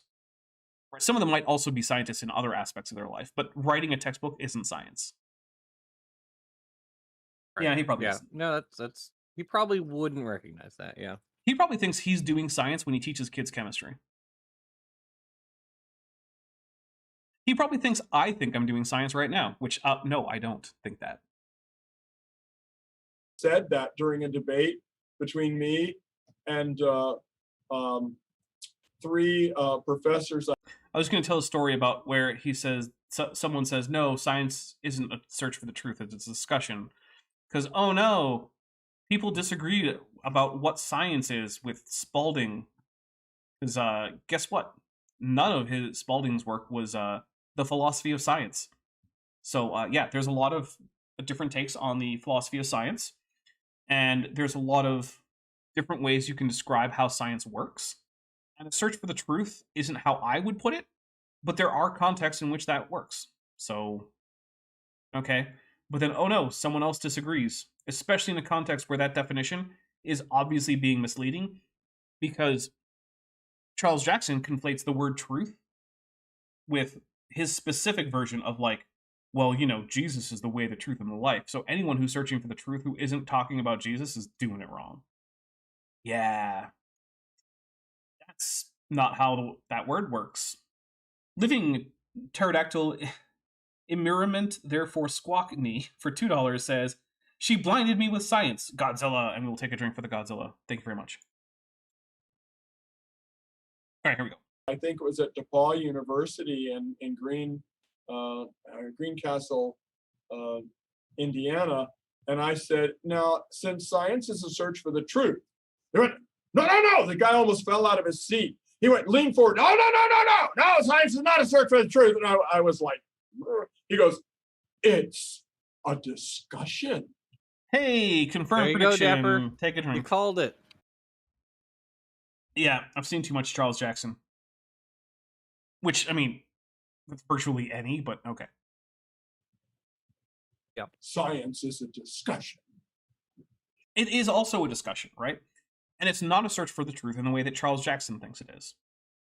It's also the Capital attempt... T truth. Yeah. It's also an attempt to be less wrong about the natural world. All of those things. Because science isn't just one thing, right? It's an entire group of fields, all of which have their own methods, their own versions of the scientific method. But the thing that links all of them together is empiricism and checking other people's work, ultimately, right? If it's not empirical, it's not science. And if you can't check other people's work in the field, not science. And there's more to it than just those things, but those are some of the really big things. And so there's a lot of ways you can discuss that group of different fields with their various techniques. And saying, oh, it's a search for the truth is right in some ways and wrong in others. Saying, oh, it's a search or it's a discussion is right in some ways. Saying it's attempting to be less wrong about the natural world is right in some ways too. And these things are not all mutually contradictory. And so I disagree to some extent with this guy saying, no, no, no, it's not a search for the truth, it's just a discussion. That seems overly reductive to me. But on the other hand, it's definitely not a search for the truth in the way that Charles Jackson is portraying it either. And I'm like, I got into science because I wanted to know what was true. I didn't want a bunch of garbage. I didn't want a bunch of fluff, Well, science is really bad at telling you what's true compared to telling you what's not true. So, for instance, science can tell you very conclusively that there is no good reason to think that organisms were specially created 6,000 years ago. It can also tell you that there's really nothing that has ever disconfirmed the hypothesis of, say, universal common ancestry, and that it allows people to make successful predictions about things like genetics, drugs, paleontology, things like that. So is it true? I mean, it depends on your philosophy of science. I would say probably, yeah. I'd be comfortable with that. But maybe you have a different philosophy of science, and that's okay. But it doesn't mean that you can then say, well, if this isn't true with a capital T, then I can believe whatever I want, including the universe is 6,000 years old. Because nope, we already got rid of that option. That's not in there anymore. Where's my mouse? There it is. But since science is a discussion and you define it that way, now any stupid stuff you want to stir into the pot is now considered legit. Any ridiculous theories, and that's okay if you're just sitting around with your friends, at 2 a.m, chuckling about the nature of the universe or string theory or something like that, or we now know what Charles Jackson did in his off time at school. Probably while he should have been in class too. Yeah, that's possible. Proton gates in the cristae and the mitochondria actually make ATP. If you want, Living pterodactyl immurement therefore squawkney for $2 says science happens when you don't clean out the fridge. That can be true too, yes. DM Luca was a trilobite confirmed wing for $5 says Jackson got into science so Kent spoon-fed him lies that confirmed his presupposed worldview. Godzilla Screonk. Take a drink for the Godzilla. I actually don't know if Charles Jackson was heavily influenced by Kent Hovind. He definitely doesn't use any of the super distinctive ideas that Kent Hovind has that other creationists tend to reject. Yeah. So, but it's still possible that he was somewhat influenced by him. But yeah, it's hard to see any direct line between them in areas where creationists tend to disagree.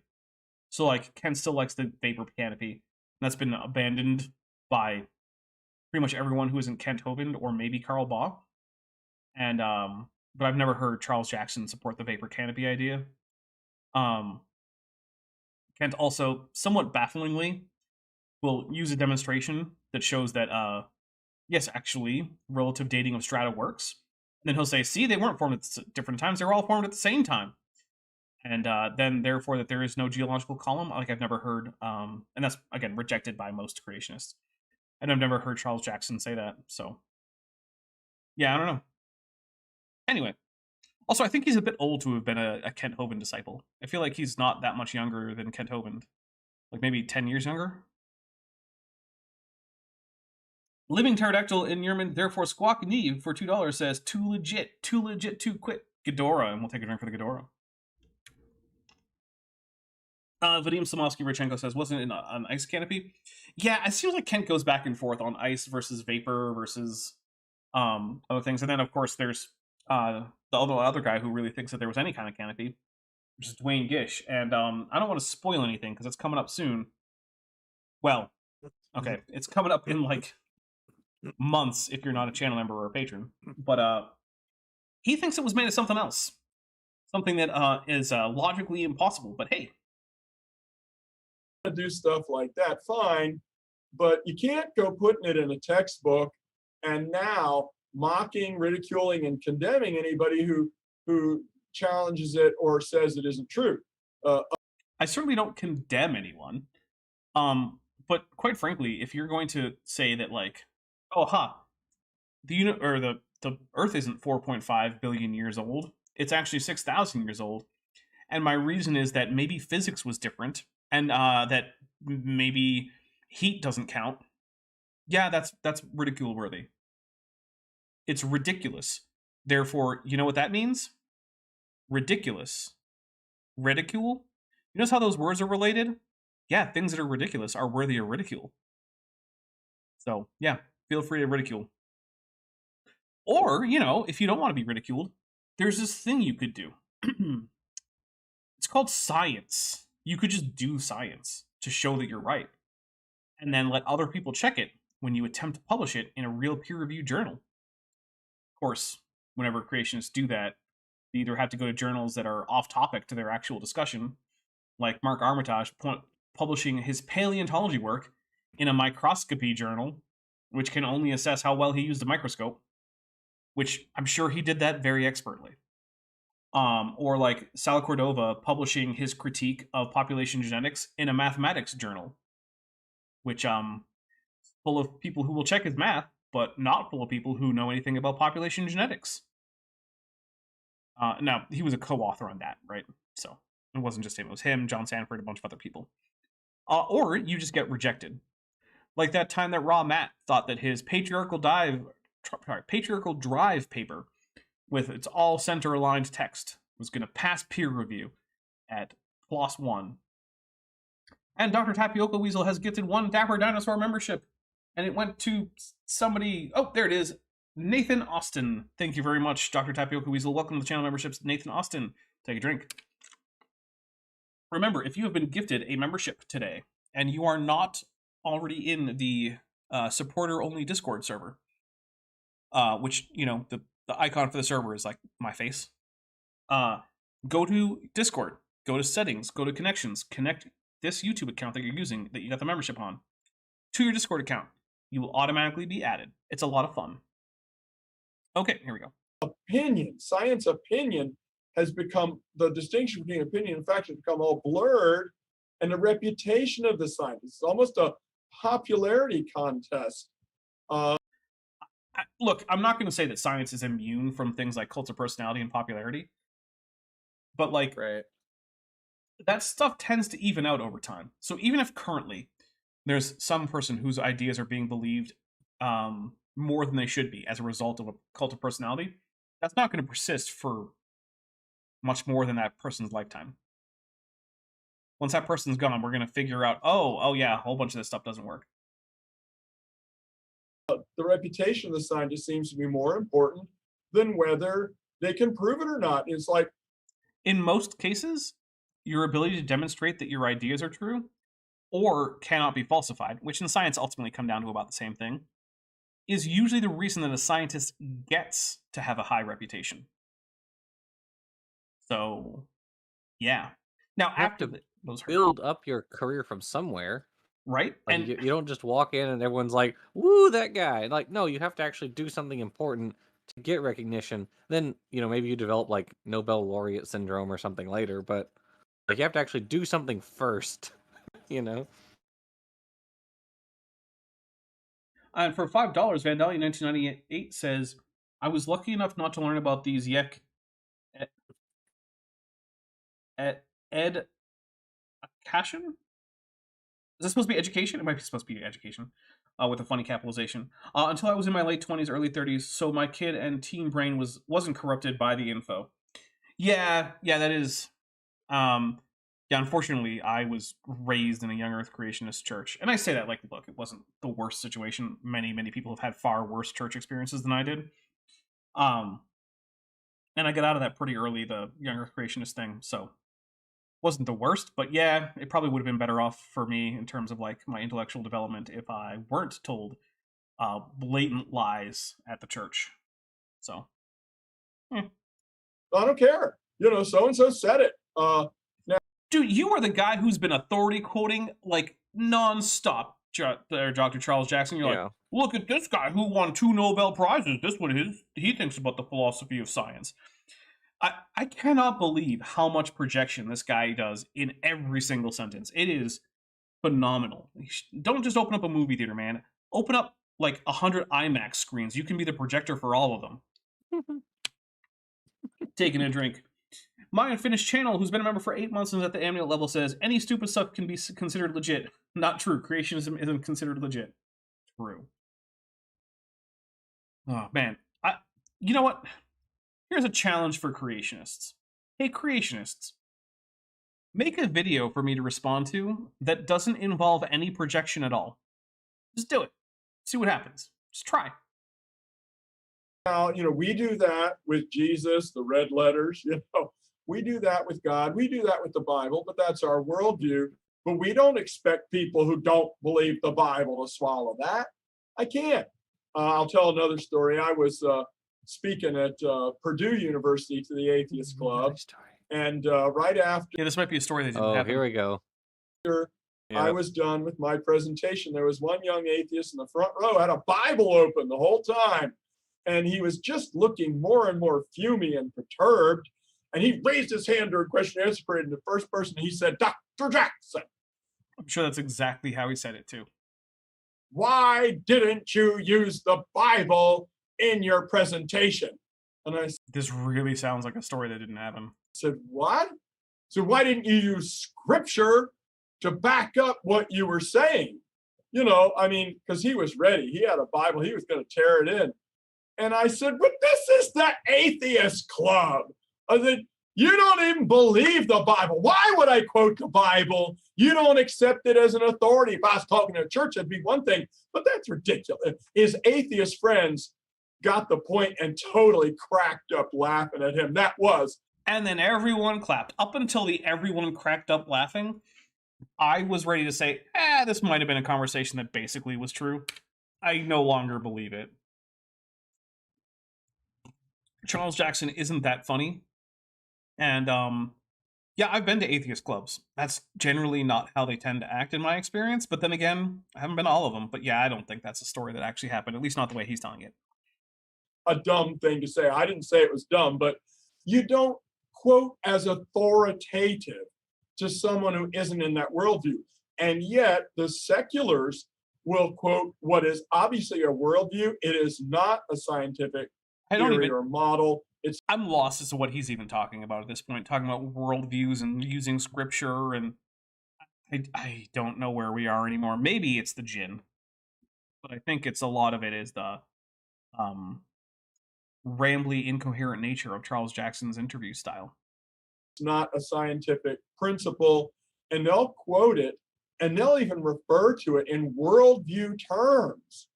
Like Darwin ended his book, there is grandeur in this view of life. and that sounds like a worship song. It was almost. flowery prose. Get over yourself. Oh no! You're telling me nobody ever writes with flowery prose? Come on. Darwin started to wax a little poetic at the end of his book. Okay, let's just take a drink for that. It's a stupid thing to comment on.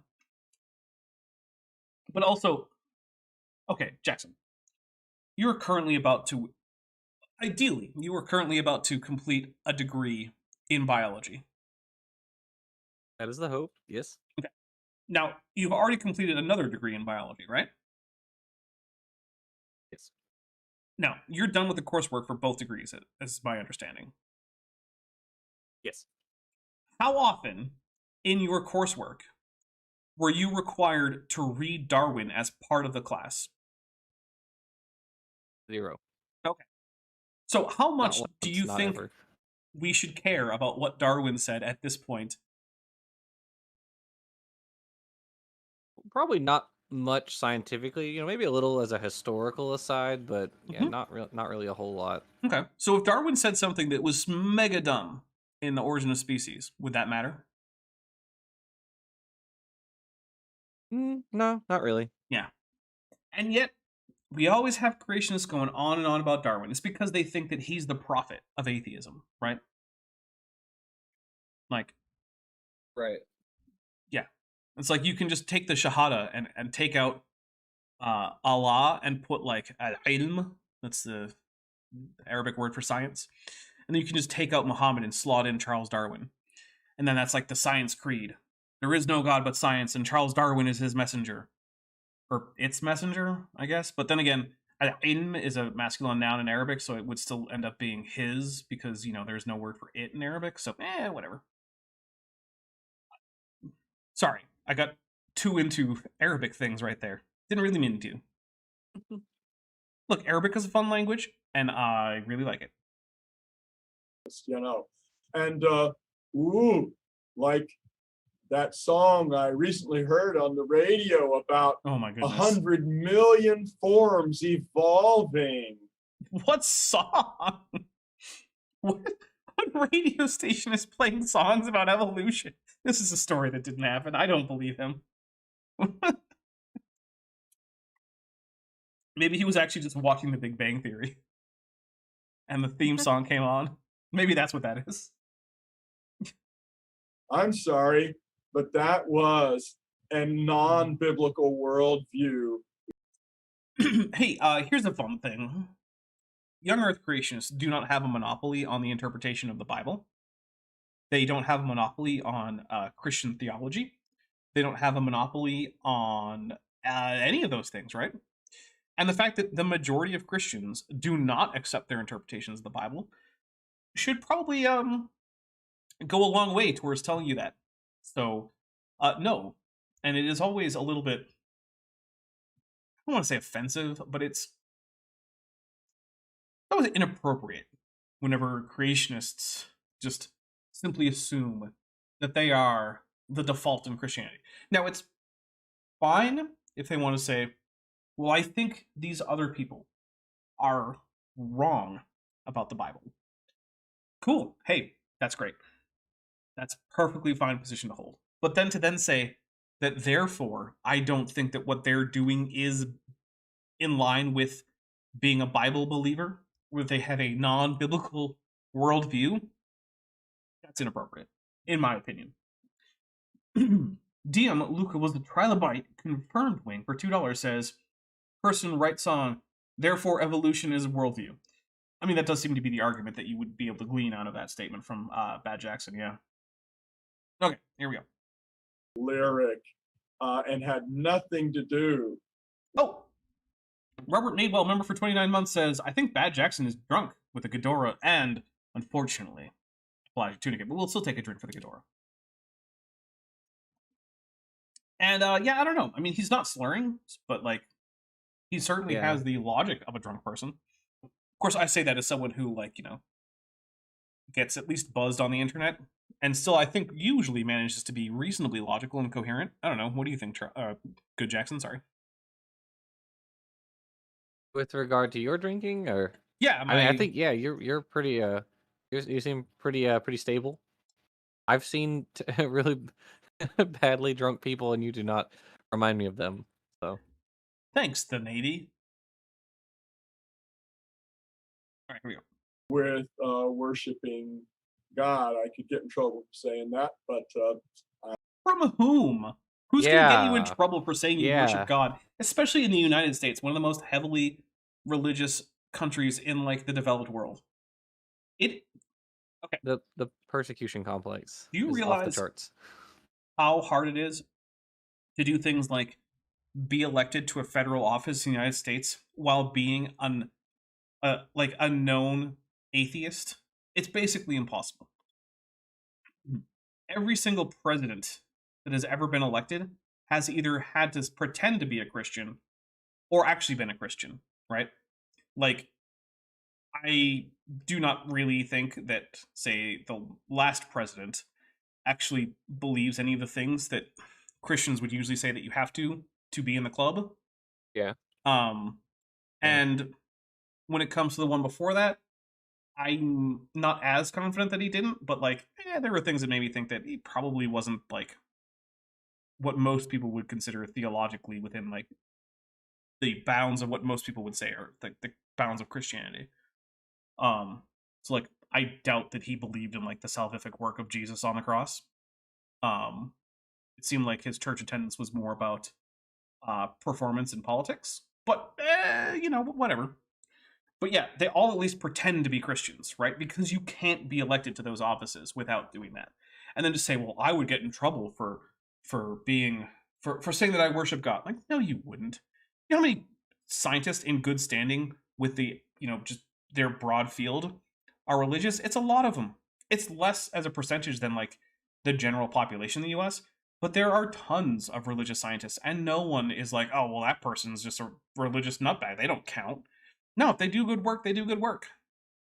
And when I say no one, I mean, I'm sure there are weird, bigoted jerks out there who would say that, but I don't care about those people, and they are relatively few. Like, Good Jackson. I don't know. Do you know if any of your professors were religious in some way that involved like Christianity? Yeah, I mean, I've had a number of them that are Christian. Even if they didn't mention it, really, like they have like necklaces or what have you, And were they and like crosses on them and ostracized stuff. for being visibly and noticeably Christian? Nope. Weird. Same, by the way. I've had a number of professors who were definitely Christians, and they were not ostracized for being so. I'm used to trouble for pointing out baloney where I see it. Okay? And me and Carl Sagan would go together on, get out your baloney detector and find the snake and take it out of the garden. And that's what you need to do in this case. Well, I don't know if you were wanting to get electrified stuff like that or not, or whether you like to have a nice calm guest speaker, but there you go, Chris, brother. All right. Well, with that, switch over to Circle Face again. We're going to pause so we can get Circle Face's question in next time. Look, I honestly don't remember this guy's name, and he just has the roundest face that I've ever seen.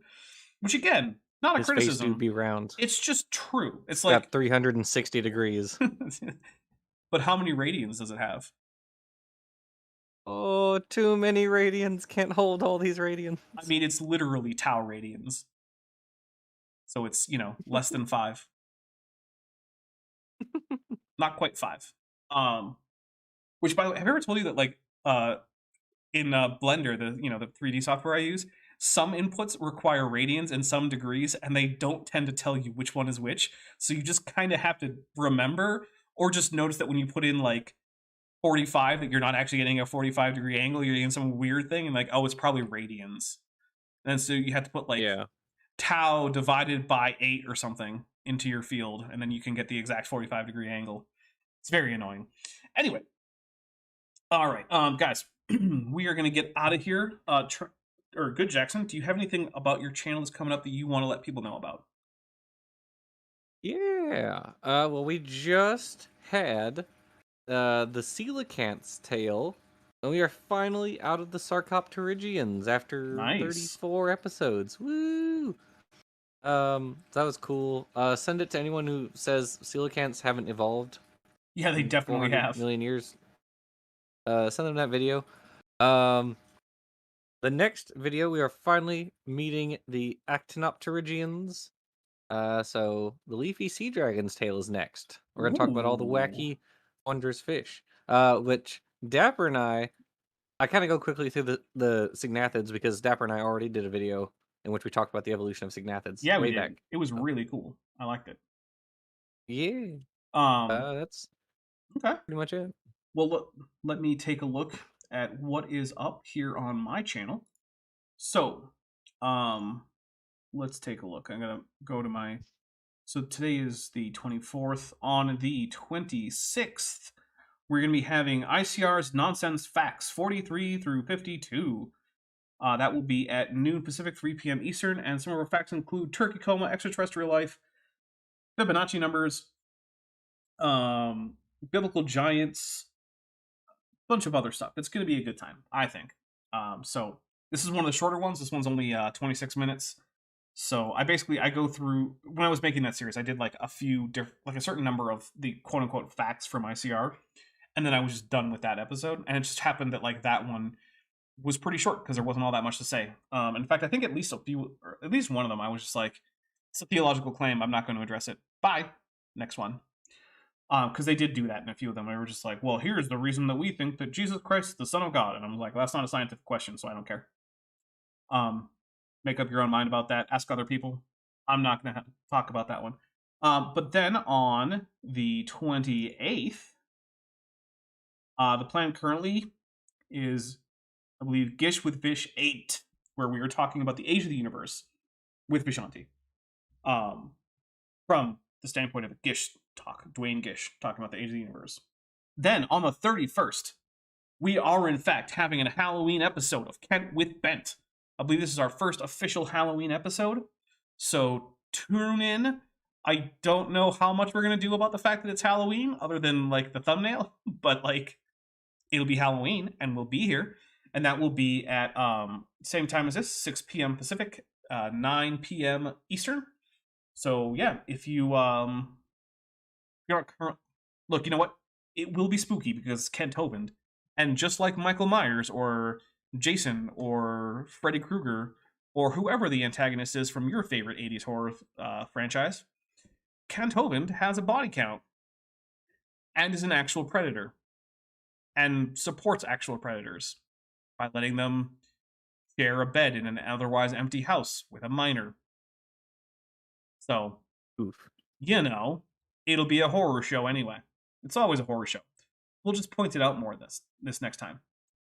But hey, that puts us a week at a time. Remember, if you are a channel member or a patron, you get early access. I just put out an early access video today. Today I put one out. It is it's just over an hour long. It's about Carl Baugh, and it is one of my spooky videos. So, Dr. Tapioca Weasel has been a member for 20 months. Really? Has it been 20 months? My goodness. Is at the diapsid level. It says, hey, Dapper, should people share the video or be lame and dumb? No, they should definitely share the video. And be able to walk and speak. So, yes. Do that. All right, with that, guys, we're going to get out of here. I hope to see all of you in a couple days for the premiere. And have a wonderful rest of your week. Stay safe out there. Bye, everybody. Hey, before you leave, I just want to take a second to thank my patrons and channel members, especially those pledging $20 or above. Ben Tovind, Whispers, Denny5252, Elron Teller, Phil Brevara, Ian Chen, Kelvin Brostick Van Manen, Landon Knoll, Mabbity Babbity, Monkey They Them, Sphincter of Doom, Strawberry Vein, Star Runner, and Dr. Tapioca Weasel. It's because of my channel members and patrons whom you're seeing on screen that this channel can stay afloat. Without you, it would all shut down. If you want to join the team, there's a link to join the channel below this video, and there's a link to join the Patreon in the description. On the Patreon, you can get a 10% discount for pledging annually, and either way, you get early access to virtually all of my scripted videos, often 3 to 5 months before they come out for the general public. Thanks for watching.